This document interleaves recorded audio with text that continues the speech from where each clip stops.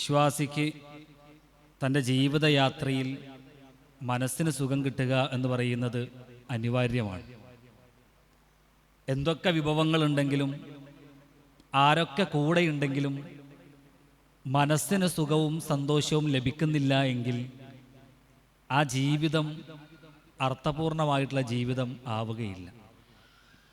ഏതൊരു മനുഷ്യനോട് ചോദിച്ചാലും അവൻക്കൊക്കെ പറയാനുള്ളത് സമാധാനത്തിൽ ജീവിക്കണം എന്നുള്ളതാണ്. ഒരു സുഖത്തോടുകൂടി സന്തോഷത്തോടു കൂടിയിട്ട് ജീവിതം തുടങ്ങി ആ സമാധാനത്തോടു കൂടിയിട്ടും സന്തോഷത്തോടു കൂടിയിട്ടും ജീവിതത്തെ അവസാനിപ്പിക്കണം എന്നുള്ളതാണ് എല്ലാവരുടെയും ആഗ്രഹം. ആർക്കും സങ്കടങ്ങളെ സ്വാഗതം ചെയ്യാൻ ഇഷ്ടമല്ലല്ലോ. ജീവിതത്തിലേക്ക് സങ്കടങ്ങൾ വരണേ എന്ന് ഒരു മനുഷ്യനും പ്രാർത്ഥിച്ചിട്ടുണ്ടാവില്ല. സന്തോഷങ്ങളെ തിരിച്ചറിയാൻ വേണ്ടിയിട്ടെങ്കിലും സങ്കടങ്ങൾ തരണേ എന്ന് പോലും തമാശക്ക് പോലും ആഗ്രഹിച്ചിട്ടും ഉണ്ടാവില്ല. സന്തോഷവും സമാധാനവും മാത്രം മതി എന്നുള്ളതാണ് നമ്മുടെ പ്രാർത്ഥനയിലും നമ്മുടെ ചിന്തയിലും ഒക്കെ നമുക്ക് ഉണ്ടാകുന്നത്. അതുകൊണ്ട് തന്നെ ജീവിതത്തിലേക്കുന്ന ചെറിയ ചെറിയ പരീക്ഷണങ്ങളിൽ തളർന്നു പോകുന്ന മനുഷ്യനെയാണ് കാണാൻ പറ്റുന്നത്. ചെറിയ പരീക്ഷണം വരുമ്പോഴത്തേക്ക് ആകെ ഇല്ലാണ്ടായി പോണ മനുഷ്യന്മാരുണ്ട്. ഇത്രയും വലിയ പരീക്ഷണം ലോകത്താർക്കും വന്നിട്ടില്ല എന്ന് വിശ്വസിക്കുന്ന ആളുകൾ നമുക്ക് കാണാൻ പറ്റും. അപ്പം എന്താ സമാധാനം എന്ന് പറഞ്ഞാൽ, സുഖം എന്ന് പറഞ്ഞാൽ എന്താണ്? അതാണ് നമ്മൾ പറയാൻ ആഗ്രഹിക്കുന്നത്. ശരിക്കും സമാധാനം എന്ന് പറഞ്ഞാൽ എന്താണ്? നമ്മളൊരു കൺസെപ്റ്റിൽ നമ്മൾ സമാധാനം എന്ന് പറയുന്നതിന് ഡെഫിനിഷൻ കൊടുക്കുന്നത് നമുക്ക് എന്തൊക്കെ വിഭവങ്ങൾ ആസ്വദിക്കാൻ കിട്ടിയിട്ടുണ്ടോ, അല്ലെങ്കിൽ ആസ്വദിക്കാൻ ബാക്കിയാക്കിയിട്ടുള്ള ആഗ്രഹങ്ങളുണ്ടാവും അല്ലേ, അതൊക്കെ കിട്ടിയിരുന്നെങ്കിൽ നന്നായിരുന്നു എന്ന് വിചാരിക്കുന്ന കുറേ കാര്യങ്ങൾ, അത് നേടിയെടുക്കുമ്പോൾ കിട്ടുന്ന മനസ്സിനുണ്ടാകുന്ന ഒരു സുഖമായിട്ടാണ് പലപ്പോഴും സമാധാനത്തെ നാം കാണുന്നത്. നമുക്കിങ്ങനെ ഒരു സങ്കടവും ഇല്ലാതെ ഒരു പരീക്ഷണവും ഇല്ലാതെ ഇങ്ങനെ ജീവിതം ഇങ്ങനെ മുന്നോട്ട് കൊണ്ടുപോകണം, അതാ സമാധാനം. ശരിക്കും അതാണോ? അല്ല. സമാധാനം എന്ന് പറയുന്നൊരു വിഷയത്തിൽ ഒരു ചിത്രരചനാ മത്സരം നടത്തുന്നുണ്ട്. കുറേ ആളുകൾ നല്ല മനോഹരമായിട്ടുള്ള ചിത്രങ്ങൾ വരച്ചു. എല്ലാവരുടെയും ശ്രദ്ധ ഒരു ചിത്രത്തിലേക്ക് ഇങ്ങനെ പതിയാണ്. എല്ലാവരും ഒരു ചിത്രം ഇങ്ങനെ നോക്കിക്കൊണ്ട് നിൽക്കുകയാണ്. ആ ചിത്രം നല്ല ഭംഗിയുള്ള ചിത്രം, നല്ല മലനിരകളുണ്ട്, അതേപോലെ തന്നെ നല്ല അരുവികളുണ്ട്, നല്ല എന്താ പറയുക, സൂര്യനും നല്ല ചിന്ന സൈഡിലിങ്ങനെ ചന്ദ്രനൊക്കെ കൊടുത്തിട്ട് നല്ല ഗാർഡനൊക്കെ കൊടുത്ത് എങ്ങനെ നോക്കിയാലും കണ്ണിന് കുളിർമ നൽകുന്ന ഒരു ചിത്രം. പക്ഷെ ഒന്നാം സമ്മാനം ആ ചിത്രത്തിനല്ല കിട്ടിയത്. ഒന്നാം സമ്മാനം കിട്ടിയിട്ടുള്ളത് വേറൊരു ചിത്രത്തിനാണ്. ആളുകളൊക്കെ പരാതി പറയാൻ തുടങ്ങി. കാരണം ഒന്നാം സമ്മാനം കിട്ടിയിട്ടുള്ള ചിത്രത്തേക്കാൾ ഭംഗിയുള്ള ചിത്രം ഇതാണ്. എല്ലാവരും മനസ്സുകൊണ്ട് മാർക്കിട്ടുള്ള ചിത്രവും നേരത്തെ പറഞ്ഞ ചിത്രമാണ്. പക്ഷെ ഒന്നാം സമ്മാനം കൊടുത്തിട്ടുള്ള ചിത്രം വെറുതെ കൊടുക്കൂലല്ലോ. കൊടുത്തിട്ടുള്ള ചിത്രം എങ്ങനെയാണ്? എങ്ങ് നോക്കിയാലും പൊടിപടലങ്ങൾ, രക്തം ചിന്തുന്ന ഒരു ക്യാൻവാസിൽ രക്തം ചിന്തുന്ന ഒരുപാട് ചിത്രങ്ങൾ, അതേപോലെ ഇരുണ്ട പുകയുള്ള പരസ്പരം കലഹിക്കുന്ന ഒരു ചിത്രത്തിനാണ് ഒന്നാം സമ്മാനം കൊടുത്തത്. അപ്പോൾ എന്താ ഒന്നാം സമ്മാനം കൊടുത്തത് നോക്കാൻ വേണ്ടിയിട്ട് വീണ്ടും ആളുകൾ ചോദിക്കാൻ തുടങ്ങി. വെറുതെ വീണ്ടും ഒന്നാം സമ്മാനം കൊടുക്കൂലല്ലോ. അങ്ങനെ ആ ചിത്രകാരൻ വിവരിക്കുന്ന ഒരു വിവരണമുണ്ട്. അത്രയും ഭയാനകമായ അന്തരീക്ഷമുള്ള ഒരു ക്യാൻവാസ്, രക്തം ചിന്തുന്ന പൊടിപടലങ്ങളുള്ള ഇരുണ്ട് കിടക്കുന്ന ആ ഒരു ക്യാൻവാസിൻ്റെ ഉള്ളിൽ നല്ല മനോഹരമായിട്ടുള്ള ഒരു മരമുണ്ട്. ആ മരത്തിൽ ചെറിയൊരു കിളിക്കൂടുണ്ട്. ആ കിളിക്കൂട്ടിൽ 2 കിളിക്കുഞ്ഞുങ്ങൾ സുഖമായിട്ട് കിടന്നുറങ്ങുന്നുണ്ട്. അദ്ദേഹം പറയാണ്, പുറത്ത് ഇത്രയേറെ പ്രശ്നങ്ങൾ നടക്കുമ്പോഴും ആ കിളിക്കുഞ്ഞെങ്ങനെയാണ് സുഖമായിട്ട് കിടന്നുറങ്ങുന്നത്? അതാണ് സമാധാനം എന്ന് പറയുന്നത്. വീണ്ടും നമ്മുടെ ജീവിതത്തിലേക്ക് പരിശോധിച്ച് നോക്കുമ്പോൾ നമുക്ക് നമ്മളായിട്ട് ജീവിക്കാൻ ഒരുപാട് പ്രയാസങ്ങളുണ്ടാവും. ചിലപ്പോൾ നമ്മുടെ പേര് പറയാനുള്ള പ്രയാസങ്ങളുണ്ട്, വിശ്വാസത്തെ ഹൈലൈറ്റ് ചെയ്യാനുള്ള പ്രയാസങ്ങളുണ്ട്, ജീവിതത്തിൽ നേരിടുന്ന സാമ്പത്തികമായിട്ടുള്ള മാനസികമായിട്ടുള്ള കുറേ പ്രയാസങ്ങളുണ്ട്. പക്ഷെ എന്നിരുന്നാലും 2 റക്അത്ത് നിസ്കരിക്കാൻ ഇപ്പോഴും സാധിക്കുന്നുണ്ടോ? ഇല്ലേ? തടസ്സമുണ്ടോ? ഇല്ല.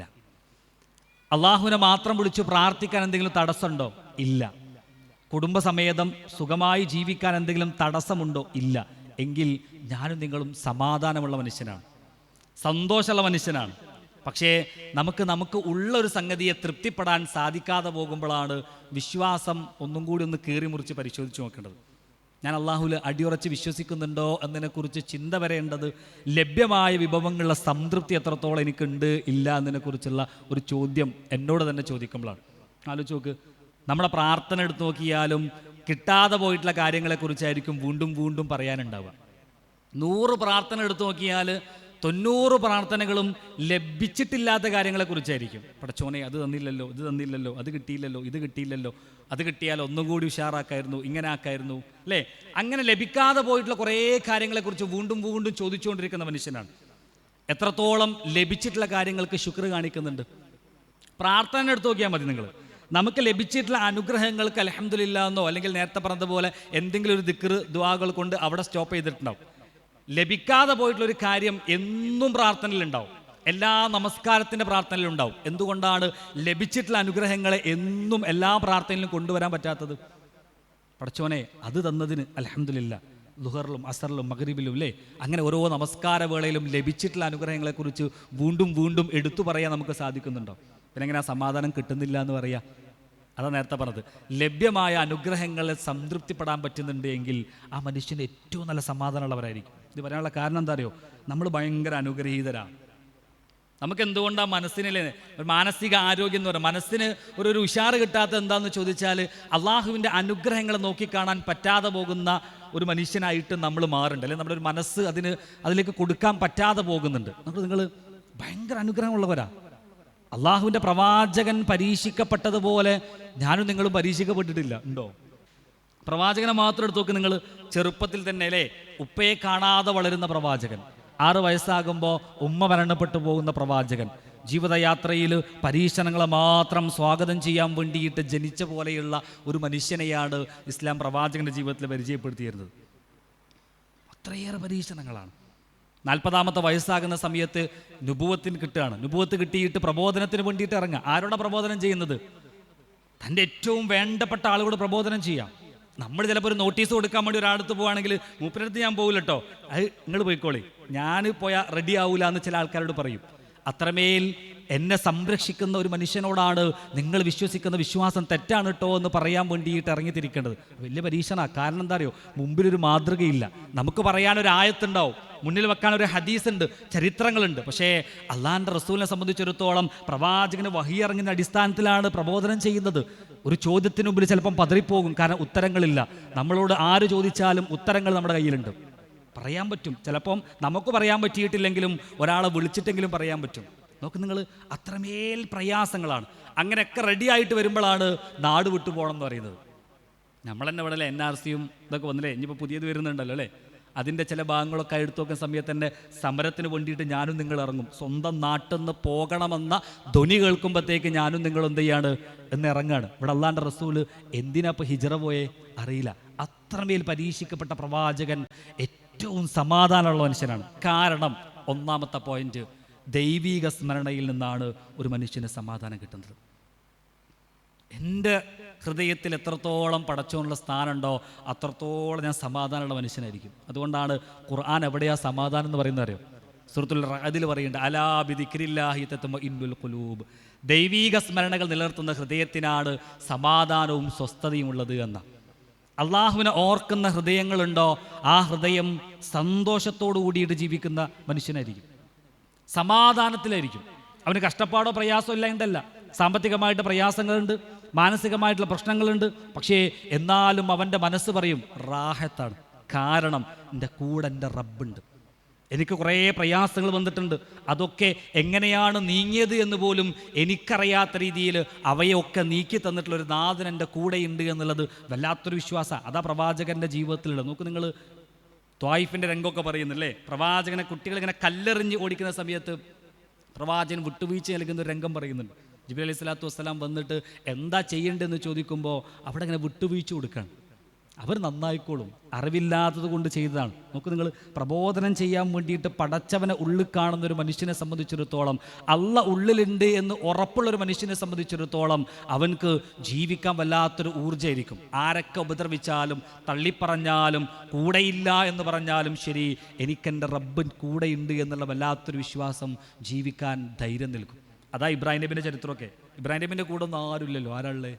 ഇബ്രാഹിം നബിക്ക് കുറേ കഴിയുമ്പോഴാണ് മകനായിട്ട് ഇസ്മായിൽ നബിനെ കിട്ടുന്നത്. പക്ഷേ പ്രവാചകൻ ഒരടി പോലും പതറുന്നില്ലല്ലോ. പാപ്പയോട് പ്രബോധനം ചെയ്യുന്നു, അതേപോലെ തന്നെ രാജാവിനോട് പ്രബോധനം ചെയ്യുന്നു. പ്രബോധന വീതിയിൽ ആരില്ല എങ്കിലും ഹസ്ബി അല്ലാഹ് വ നിഅമൽ വക്കീൽ, അതൊരു പ്രഖ്യാപനമാണ്. നമ്മളോ, നമ്മുടെ ക്ലാസ്സിന് തന്നെ വരികയാണെങ്കിൽ ഉണ്ടോ? ഇല്ലേ? എന്നാൽ പിന്നെ ഞാനും ഇല്ല. നമ്മളത് അവിടെ കഴിഞ്ഞു. കാരണം എന്താ, ഓളെ അല്ലെങ്കിൽ അവനെ ഡിപ്പെൻഡ് ചെയ്തിട്ടായിരിക്കും ഞാൻ വരുന്നത്. ഇന്നിപ്പോൾ ഒരു ക്ഷീണം വെയ്യ അല്ലേ, നമുക്ക് സുഖമാണ് ഒഴിഞ്ഞു മാറാൻ വേണ്ടിയിട്ട്. പക്ഷേ മുന്നിട്ടിറങ്ങാൻ വേണ്ടിയിട്ട് നേരത്തെ പറഞ്ഞതുപോലെ അള്ളാഹുവിനെ കുറിച്ചുള്ളൊരു സ്മരണയും ഓർമ്മയും നേരത്തെ പറഞ്ഞതുപോലെ ശുക്രിൻ്റെ ഒരു ബോധവും ഉള്ളിലുണ്ടാകുമ്പോഴാണ് എന്ത് ചെയ്യുക, നേരത്തെ പറഞ്ഞ നന്മയിൽ മുന്നേറാൻ വേണ്ടി സാധിക്കുള്ളൂ. അപ്പോൾ അലാ ബിദിക്രില്ലാഹി തത്മഇന്നുൽ ഖുലൂബ്, ദൈവീക സ്മരണ നിലനിർത്തുന്ന ഹൃദയത്തിന് സമാധാനം സ്വസ്ഥതയും ഉണ്ടാവും. ഒരു പണ്ഡിതൻ പറഞ്ഞു, എനിക്ക് എൻ്റെ റബ്ബൻ്റെ കൂടെയുണ്ട് എന്ന് എനിക്ക് ഉറപ്പുണ്ട്, എപ്പോഴും എൻ്റെ റബ്ബൻ്റെ കൂടെയുണ്ട് എന്ന് എനിക്ക് ഉറപ്പുണ്ടെന്ന് പറഞ്ഞു. അപ്പോൾ ഒരു മനുഷ്യൻ ചോദിച്ചു, അതെങ്ങനെയാണ്? അതൊരിക്കലും പറ്റൂലല്ലോ, കാരണം റബ്ബ് കൂടെ ഉണ്ട് എന്ന് എങ്ങനെയാണ് മനസ്സിലാവുക? അപ്പം അദ്ദേഹം ഒരു ആയത്ത് ഓതിന, അദ്ദേഹം ഓതാണ് ഫദ്കുറൂനി അദ്കുറുക്കും വഷ്കുറൂലി വലാ തക്ഫുറൂൻ. അള്ളാഹുവിനെ ആരാണോ ഓർക്കുന്നത് അവനെ അള്ളാഹ് ഓർക്കുന്നു പറഞ്ഞിട്ടുണ്ട്. ഞാൻ എൻ്റെ റബ്ബിനെ എപ്പോഴും ഓർക്കുന്ന മനുഷ്യനാണ്, അതുകൊണ്ട് എന്നെ എപ്പോഴും പടച്ചവനെ ഓർക്കുന്ന. നോക്ക് നിങ്ങൾ, സമ്മാനം എന്നുള്ള പദത്തിനും സാന്നിധ്യം എന്ന് പറയുന്ന പദത്തിനും ഇംഗ്ലീഷുകാർ പ്രസൻറ്റ് ഉപയോഗിക്കാം. പ്രസൻറ്റ് കൊടുക്കുക എന്ന് പറയാം, പ്രസൻറ്റ് കൊടുക്കുക അല്ലേ. നോക്ക് നിങ്ങൾ, അതെന്തുകൊണ്ടാണ്? ശരിക്കും ഞാനൊരു സമ്മാനമായിട്ട് ഒരാൾക്ക് കൊടുക്കുമ്പോൾ ആ സമ്മാനം ആ ആളിൽ സാന്നിധ്യമായിട്ട് എപ്പോഴും ഉണ്ടാകണം എന്നുള്ളത് കൊണ്ടാണ്. അതുകൊണ്ടാണ് നമ്മൾ വീട്ടുകൂടലിനൊക്കെ ചില ആളുകളെ കുറിച്ച് പറയൂലേ, ആ വ്യക്തിക്ക് അത് കൊടുത്താൽ പോരാ, അത് നമ്മൾ അത്രയും ബന്ധമുള്ള ആളാണ്, അവർക്ക് എന്ത് ചെയ്യണം, കുറച്ചും കൂടി കൂടുതൽ കൊടുക്കണം, വലുതന്നെ കൊടുക്കണം. കാരണം അത് നമുക്ക് അത്രയും വേണ്ടപ്പെട്ട ഒരാളാണ്. വേണ്ടപ്പെട്ട ഒരാൾക്ക് ഗിഫ്റ്റ് കൊടുക്കുമ്പോൾ ഏറ്റവും ഇഷ്ടപ്പെട്ട ഒരു സംഗതി കൊടുക്കണം. കാരണം ഞാൻ കൊടുക്കുന്നൊരു ഗിഫ്റ്റ് ഒന്ന് വാല്യുബിൾ ആവണം, ആ മനുഷ്യൻ എപ്പോഴും ഓർക്കാൻ പറ്റുന്നതാവണം, എന്നെ എപ്പോഴും ആ ഗിഫ്റ്റിലൂടെ ഓർക്കുന്നൊരു സമ്മാനമായിട്ട് കൊടുക്കണം. അതാണ് പ്രസൻസ് എന്ന് പറഞ്ഞാൽ. ഞാൻ കൊടുക്കുന്നൊരു പ്രസൻറ്റ് ആ മനുഷ്യൻ്റെ ഉള്ളിൽ പ്രസൻറ്റായിട്ട് സാന്നിധ്യമായിട്ട് എപ്പോഴും ഉണ്ടാവണം എന്ന്. ശരിക്കും മനുഷ്യൻ്റെ ജീവിതം പരിശോധിച്ച് നോക്കിയാൽ അള്ളാഹ് നൽകിയിട്ടുള്ള ഒരുപാട് അനുഗ്രഹങ്ങളുണ്ട്, എണ്ണി തിട്ടപ്പെടുത്താൻ സാധ്യമാകാത്ത അത്രയും അനുഗ്രഹങ്ങൾ. ഖുർആൻ പറഞ്ഞു നോക്ക് നിങ്ങൾ, അലം നജഅൽ ലഹു ഐനൈൻ, നിങ്ങൾക്ക് നാം രണ്ട് കണ്ണ് തന്നില്ലയോ, വലിസാനം വശഫതൈൻ വഹദൈനാഹു നജ്ദൈൻ അല്ലേ. അതേപോലെ ഖുൽ ഹുവല്ലദീ അൻശഅകും വജഅല ലക്കുമുസ് സമഅ വൽ അബ്സാറ വൽ അഫീദ ഖലീലൻ മാ തശ്കുറൂൻ ഹൽ ഹതാ അലൽ ഇൻസാനി ഹീനും മിനദ് ദഹ്രി ലം യകുൻ ഷൈഅൻ മദ്കൂറാ ഇന്നാ ഖലഖനൽ ഇൻസാന മിൻ നുത്ഫത്തിൻ അംശാജിൻ നബ്തലീഹി ഫജഅൽനാഹു സമീഅൻ ബസീറ. ഞാൻ അർത്ഥം പറയേണ്ടതില്ല അല്ലേ. നിങ്ങൾക്ക് ആ രണ്ട് കണ്ണ് തന്നില്ലയോ, അതേപോലെ തന്നെ അല്ലേ രണ്ട് ചുണ്ടുകളും ഒരു നാവും തന്നില്ലയോ, ഹിദായത്ത് നൽകിയില്ലയോ അല്ലേ. നിങ്ങൾ പ്രസ്താവ്യമായിട്ടുള്ള ഒന്നുമല്ലാത്തൊരവസ്ഥ നിങ്ങൾക്ക് മുമ്പ് കഴിഞ്ഞു പോയിട്ടുണ്ട്. അവയില്ലേ അവിടെ നിന്ന് നിങ്ങളെ രൂപപ്പെടുത്തി ഇത്രയും ശരിപ്പെടുത്തിയിട്ടുള്ളത് നാമാണ്. കാഴ്ച നൽകി, കേൾവി നൽകി, ചിന്തിക്കാനുള്ള കപ്പാസിറ്റി നൽകി, എല്ലാം നൽകി. മാത്രമല്ല ഇന്നാ ഹദൈനാഹു സബീല ഇമ്മാ ശാക്കിറ വ ഇമ്മാ കഫൂറ, ഹിദായത്തും നൽകി. നന്മയും തിന്മയും എല്ലാ മനുഷ്യനും ബോധവും നൽകി. എല്ലാം സംവിധാനിച്ച് എല്ലാം സമ്മാനമായിട്ട് അള്ളാഹ് നൽകിയിട്ടുണ്ടെങ്കിൽ എവിടെയാ പ്രിയപ്പെട്ടവരെ, അള്ളാഹ് നൽകിയിട്ടുള്ള സമ്മാനത്തിലൂടെ നമ്മൾ ആ സമ്മാനത്തെ ആസ്വദിക്കുമ്പോൾ നമ്മുടെ ഉള്ളിൽ പടച്ചോൻ വേണ്ടേ, പടച്ചോൻ വേണ്ടേ. ഒരു കുട്ടി ഇങ്ങനെ ഉമ്മയുടെ മടിത്തട്ടിലിരുന്ന് ഉമ്മാൻ്റെ മുഖത്ത് നോക്കിയിട്ട് ഇങ്ങനെ ഉമ്മാൻ്റെ കണ്ണിലേക്ക് നോക്കിയിട്ട് പറയുന്നുണ്ട്, ഉമ്മാ ഞാൻ നിങ്ങളുടെ മിഴികളിലുണ്ട്, നിങ്ങളുടെ കണ്ണുകളിൽ എന്നെ നിങ്ങൾക്ക് എനിക്ക് എന്നെ കാണാൻ പറ്റുന്നുണ്ട്. നമ്മളിങ്ങനെ കണ്ണിലേക്ക് നോക്കുമ്പോൾ നമ്മൾ ആ കണ്ണിലിങ്ങനെ സൂക്ഷിച്ച് നോക്കുകയാണെങ്കിൽ അടുത്ത് നോക്കുമ്പോൾ കാണാൻ പറ്റും. വലിയ കൃഷ്ണമണിയൊക്കെ അതിനുള്ളിൽ ചിത്രം ഇങ്ങനെ കാണാൻ പറ്റും. എപ്പോഴും ഒരു ഉമ്മാൻ്റെ കണ്ണിൽ ആ കുട്ടി ഉണ്ടാവും. നിങ്ങൾ ആലോചിച്ച് നോക്കും, നിങ്ങൾ നമ്മുടെ ഒരു യാത്ര പോകുമ്പോൾ ഉമ്മാൻ്റെ വിളി വരും, എവിടെ എത്തിയടാ, ഇന്ന സ്ഥലത്തെത്തിയോ, എവിടെ എത്തിയപ്പോൾ ഒരു അപകടമുണ്ട്, ഇടുക്കിയിലേക്ക് ടൂർ പോകാണ്ട് ഇടുക്കിയിൽ ഒരു അപകടം ഉണ്ട് എന്ന് വാർത്ത നമ്മൾ പോലും അറിഞ്ഞിട്ടുണ്ടാവില്ല. നമ്മളിങ്ങനെ ടൂറിലിങ്ങനെ സന്തോഷിച്ച് നിൽക്കുമ്പോൾ ഉമ്മ ഇങ്ങനെ വാർത്ത കണ്ടിട്ടുണ്ടാവും, ഉമ്മാൻ്റെ വിളി വരും, മോനെ ഇവിടെ ഒരു അപകടം ഉണ്ടെന്ന് കേട്ടല്ലോ, എന്താണ്, നിങ്ങൾ അവിടെ എത്തിയോ, എവിടേക്കാ, ഏത് റൂട്ടിലാണ് പോണത്. ഉമ്മ എപ്പോഴും നമ്മൾ കൂടെ ഉണ്ടാവും. ഭക്ഷണം കഴിച്ചോ, അങ്ങനെ പോയി വരുന്നത് വരെ ഉമ്മ എപ്പോഴും ഉണ്ടാവും. അതാണ് ഉമ്മ നിങ്ങളുടെ മിഴികളിൽ ഞാനുണ്ട് എന്ന് പറയുന്നത്. ഇതാണ് ഖുർആൻ അത്രയും മനോഹരമായിട്ട് പറഞ്ഞു വെക്കുന്നത്. ഫദ്കുറൂനി അദ്കുറുക്കും, നിങ്ങൾ എന്നെ ഓർക്കുകയാണെങ്കിൽ, എപ്പോഴൊക്കെ ഓർക്കുന്നുണ്ടോ, ഏതൊക്കെ സന്ദർഭത്തിൽ ഓർക്കുന്നുണ്ടോ, എങ്ങനെയൊക്കെ ഓർക്കുന്നുണ്ടോ, ഫദ്കുറൂനി അദ്കുറുക്കും, ഞാൻ നിങ്ങളെയും ഓർക്കുന്നവനാണ്. അള്ളാഹനെ നമ്മൾ ഓർക്കുമ്പോൾ അല്ലേ, അള്ളാഹ് എന്ത് ചെയ്യും, നമ്മളെയും ഓർക്കുന്നവനാണ്. അതാണ് നേരത്തെ പറഞ്ഞ പ്രവാചകന്മാർക്കുള്ള ധൈര്യം എന്ന് പറയുന്നത്. അതാണ്. സമ്പത്തുണ്ടോ, ഉണ്ടാവൂല. ചിലപ്പോൾ നേരത്തെ പറഞ്ഞതുപോലെ ജീവിതത്തിലെ സുഖസന്തോഷങ്ങളൊക്കെ ചിലപ്പോൾ ഉണ്ടായിക്കൊള്ളുന്നില്ല. നേരത്തെ പറഞ്ഞ നമ്മളെ എന്താ പറയുക, ഈ സൗകര്യങ്ങൾ ഉണ്ടായിക്കൊള്ളുന്നില്ല. പക്ഷെ നേരത്തെ പറഞ്ഞതുപോലെ എന്തുണ്ടാവും, അള്ളാഹ് കൂടെ ഉണ്ട് എന്നുള്ള വല്ലാത്തൊരു ധൈര്യം അവർക്കുണ്ടായിരുന്നു എന്നുള്ളത്. പ്രിയപ്പെട്ടവരെ, അതാ നേരത്തെ പറഞ്ഞത്. നമുക്കെന്ത് വേണം, നമ്മുടെ കൂടെ പടച്ചോനുണ്ട് എന്നുള്ളൊരു ഉറപ്പ് നമുക്ക് വേണം. അതെങ്ങനെ ഉണ്ടാവുക? അത് വാക്കുകൊണ്ട് ഉണ്ടാവില്ല, അത് പ്രവൃത്തി കൊണ്ടേ ഉണ്ടാവുള്ളൂ. ഏതൊക്കെ പ്രയാസങ്ങൾ വന്നാലും പടച്ചവൻ കൂടെയുണ്ട് എന്ന് ഉറപ്പിക്കാൻ പറ്റുന്ന ജീവിതം കൊണ്ട്, സംസ്കാര സ്വഭാവ പെരുമാറ്റം കൊണ്ട് കാണിച്ചു കൊടുക്കാൻ പറ്റുന്ന ഒരു മനുഷ്യനായിട്ട് നമുക്ക് മാറാൻ പറ്റണം. നോക്കൂ നിങ്ങൾ, നമ്മൾ പരീക്ഷണങ്ങൾ വരും പതറിപ്പോവും, നമുക്ക് കിട്ടിയ അനുഗ്രഹങ്ങൾ നമുക്ക് ഓർക്കാൻ പറ്റില്ല. നമ്മൾ ഏറ്റവും കൂടുതൽ പരാതിയാണല്ലോ പടച്ചവനോട് പറയുക അല്ലേ? പരാതികളായിരിക്കും ഏറ്റവും കൂടുതൽ പ്രാർത്ഥനയിൽ ഉണ്ടാവുക. സന്തോഷങ്ങളെ പങ്കെടുക്കാൻ പറ്റണം. റോബർട്ട് ആർഷ എന്ന് പറയുന്ന ഒരു ടെന്നീസ് കളിക്കാരനുണ്ടായിരുന്നു. നല്ല മനോഹരമായിട്ട് ടെന്നീസ് കളിക്കുന്ന ഒരു മനുഷ്യൻ. അദ്ദേഹം വിരമിച്ചതിന് ശേഷം അദ്ദേഹത്തിന് എയ്ഡ്സ് രോഗം ബാധിക്കുകയാണ്. ഒരു രക്തം മാറ്റിവെക്കുന്നതിലൂടെയാണ് അദ്ദേഹത്തിന് എയ്ഡ്സ് രോഗം ബാധിക്കുന്നത്. അങ്ങനെ ആരെയും അറിയിക്കാതെ അദ്ദേഹവും അദ്ദേഹത്തിൻ്റെ ഭാര്യയും ഈ രോഗത്തെ ഇങ്ങനെ കൊണ്ടുപോവാണ്. ആരെയും അറിയിച്ചില്ല. കാരണം അറിയിച്ചു കഴിഞ്ഞാൽ കുറേ ആളുകൾ ഇങ്ങനെ ചോദ്യം ചോദിച്ചു വരും, എങ്ങനെ എന്താണ് എങ്ങനെയെന്നൊക്കെ കുറേ കാര്യങ്ങൾ എല്ലാവരോടും ഉത്തരം പറയേണ്ടി വരും. പക്ഷെ എങ്ങനെയൊക്കെയോ ഇത് ലീക്കായി പുറത്തുപോയി. അപ്പോൾ ആളുകൾ ഇങ്ങനെ കുറേ ചോദിക്കാൻ തുടങ്ങി. കാരണം കുറേ ചാരിറ്റി നടത്തുന്ന മനുഷ്യനാണ്, ദൈവവിശ്വാസിയായിട്ടുള്ള മനുഷ്യനാണ്. അദ്ദേഹം നേരിട്ട ചോദ്യം എങ്ങനെയാണ്, താങ്കൾ ഇത്രയും ചാരിറ്റി നടത്തിയിട്ടും ദൈവവിശ്വാസിയായിട്ടും ദൈവം എന്തുകൊണ്ടാണ് താങ്കളോട് ഇത്ര ക്രൂരമായിട്ട് പ്രവർത്തിച്ചത്? കാരണം എയ്ഡ്സ് എന്ന് പറയുന്നത് അല്ലേ മാരകമായിട്ടുള്ള രോഗം തന്നെയാണ്, ചികിത്സിച്ച് ഭേദമാക്കാൻ പറ്റാത്ത രോഗമാണ് അല്ലേ. ഇത്രയും നല്ലൊരു മനുഷ്യനായിട്ട് എങ്ങനെ ഈ രോഗം ബാധിച്ച്? അദ്ദേഹം ഒന്നും മറുപടി കൊടുത്തില്ല. കുറേ മെസ്സേജുകൾ വന്നു. അദ്ദേഹത്തെ ഒരു ഇൻ്റർവ്യൂവിൽ ഒരു സ്ത്രീ ഇതേ ചോദ്യങ്ങൾ തന്നെ വീണ്ടും കുത്തിച്ചോദിച്ചുകൊണ്ടിരിക്കുകയാണ്.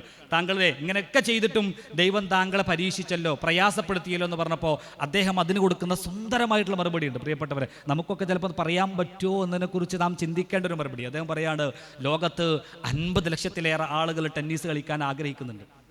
ഒരു 5 ലക്ഷം പേരെങ്കിലും എങ്ങനെയെങ്കിലുമൊക്കെ ബാറ്റും ബോൾ ഇങ്ങനെ തട്ടിയിട്ടും മുട്ടിയിട്ടും വീട്ടിൽ നിന്നൊക്കെ കളിച്ചിട്ട് ഒരു ചെറിയൊരു പരിചയം ഉണ്ടാവും. അല്ലെങ്കിൽ 5000 പേരെങ്കിലും ഏതെങ്കിലുമൊക്കെ മത്സരത്തിൽ പങ്കെടുക്കുന്ന ആളുകളായിരിക്കും. അങ്ങനെ ഒരു 100 പേരാണ് അമേരിക്കയുടെ വിംബിൾട്ടൺ ടെന്നീസിൽ മത്സരിക്കുക. അതിൽ 8 പേര് വിജയിച്ച്, അതിൽ നിന്ന് 4 പേര് വിജയിച്ച് സെമി ഫൈനൽ ഉണ്ടാവും. അതിൽ നിന്ന് വീണ്ടും 2 പേര് വിജയിച്ച് ഫൈനൽ ഉണ്ടാവും. അതിൽ നിന്ന് വീണ്ടും ഒരാൾ വിജയിച്ച് ആ ആളെയാണ് വിന്നർ അല്ലേ, വിജയിയായിട്ട് പ്രഖ്യാപിക്കുന്നത്. ഇങ്ങനെ ഒരുപാട് സമ്മാനങ്ങൾ ഞാൻ നേടിയിട്ടുണ്ട്. പക്ഷേ ഒരു വേള പോലും ഞാൻ പറഞ്ഞിട്ടില്ല, ലോകത്ത് ഇത്രയേറെ മനുഷ്യരുണ്ടായിട്ടും എന്തിനാണ് വിജയിയായിട്ട് എന്നെ തിരഞ്ഞെടുത്തത് എന്ന്. പിന്നെ എങ്ങനെയാണ് ഈ ഒരു പരീക്ഷണം വരുമ്പോൾ ലോകത്തൊരുപാട് മനുഷ്യരുണ്ടായിട്ടും എന്നെ നീ എന്തിന് സെലക്ട് ചെയ്തു എന്ന് ഞാൻ എങ്ങനെയാ ചോദിക്കുക? അനുഗ്രഹങ്ങൾ വരുമ്പോൾ വേണ്ടാന്ന് പറയാത്തവരാണല്ലോ ഞാൻ അല്ലേ? എത്ര അനുഗ്രഹങ്ങൾ ജീവിതത്തിലേക്ക് വരികയാണെങ്കിലും ഇത് മതി എന്ന് പറയുന്ന ഒരു മനുഷ്യനും ഉണ്ടാവില്ലല്ലോ. പക്ഷെ പരീക്ഷണങ്ങൾ വരുമ്പോഴോ എന്തിനാ എന്നെ തിരഞ്ഞെടുത്തതെന്ന് പലപ്പോഴും മനുഷ്യർ ചോദിക്കുക.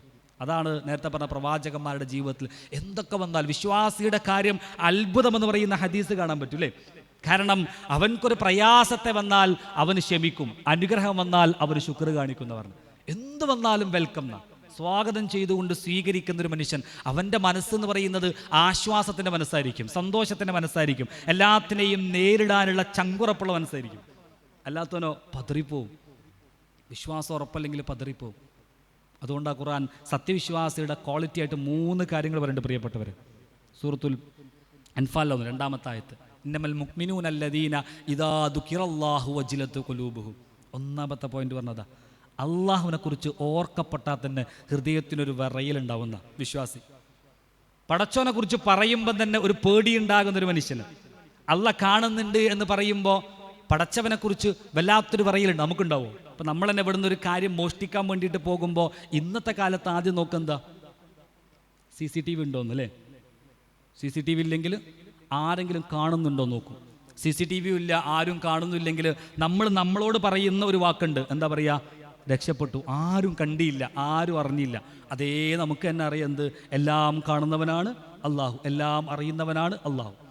നിങ്ങളൊരാളെ ദേഷ്യപ്പെട്ട് ചീത്ത വിളിച്ചു നോക്ക്. നിങ്ങൾ ചീത്ത വിളിക്കുന്ന സമയത്ത് ഈ ഒരു പോയിന്റ് എല്ലാവർക്കും അറിയുന്ന പോയിന്റാണ്.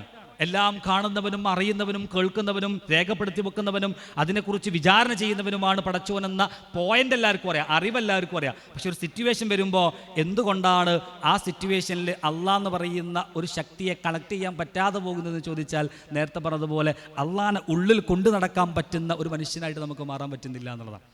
ഒക്കെ കഴിഞ്ഞിട്ട് ബോധം വരും അല്ലേ? വേണ്ടില്ല ഇനി, പറയണ്ടില്ല ഇനി, ചെയ്യണ്ടില്ല ഇനി, കുറച്ച് കൂടിപ്പോയില്ലേ, ഇനിയിപ്പോൾ എന്താ ചെയ്യുക, എന്നിട്ട് ഇസ്തിഗ്ഫാർ എടുത്തു. ആ ഇസ്തിഗ്ഫാർ അല്ല വേണ്ടത്, പിന്നെ അതിന് മുമ്പേ കണക്ട് ചെയ്യാൻ പറ്റണം. നമുക്ക് ഇതല്ലേ ഖുറാനിൽ സബറിനെ കുറിച്ചൊക്കെ പറയുന്ന ആയത്തുണ്ട് അല്ലേ, ഇന്നല്ലാഹ മഅസ് സ്വാബിരീൻ, അള്ളാഹു ക്ഷമിക്കുന്നവൻ്റെ കൂടെയാണ്. ക്ഷമിക്കുന്നവൻ്റെ കൂടെയാണ് അള്ളാഹു എന്നുള്ള ആയത്തിനെ മറ്റൊരു രീതിയിൽ നമുക്ക് വായിക്കാൻ പറ്റണം. ആരുടെ കൂടെയാണോ ഉള്ളത് അവന് ദേഷ്യം പിടിക്കാത്തവനായിരിക്കും, അല്ലെങ്കിൽ ക്ഷമയുള്ളവനായിരിക്കും. അങ്ങനെയും കൂടി വായിക്കണം. ദേഷ്യം പിടിച്ചിട്ടല്ലേ ആ സമയത്ത് ക്ഷമിക്കാന്നല്ല, ദേഷ്യം എന്ന് പറയുന്ന വികാരത്തെ ഉള്ളിൽ കൊണ്ടു നടക്കാത്ത മനുഷ്യനായിട്ട് മാറാൻ പറ്റണം. ഒരു ലക്ഷ്യം. ഞാൻ പറഞ്ഞ ഒന്നാമത്തെ പോയിന്റ് എന്താണ്? അള്ളാഹുവിനെ കുറിച്ച് പറയപ്പെടുമ്പോൾ തന്നെ ഹൃദയത്തിൽ വിറയലും പേടിയും ഉണ്ടാവും. ആലോചിച്ച് നോക്ക്, നമ്മൾ പറയുന്ന കളവ്. ഇന്നിപ്പോൾ ഖുത്തുബയിൽ, വെള്ളിയാഴ്ച ഖുത്തുബയിലെ വിഷയം കളവ് പറയുക എന്നുള്ള വിഷയമാണ്. കളവ് പറയാം അല്ലേ? ഒരു പുസ്തകത്തിൽ ഞാൻ വായിച്ചു, കളവ് പറയുക എന്ന് പറയുന്നത് നോർമലൈസ് ചെയ്തു പോയി.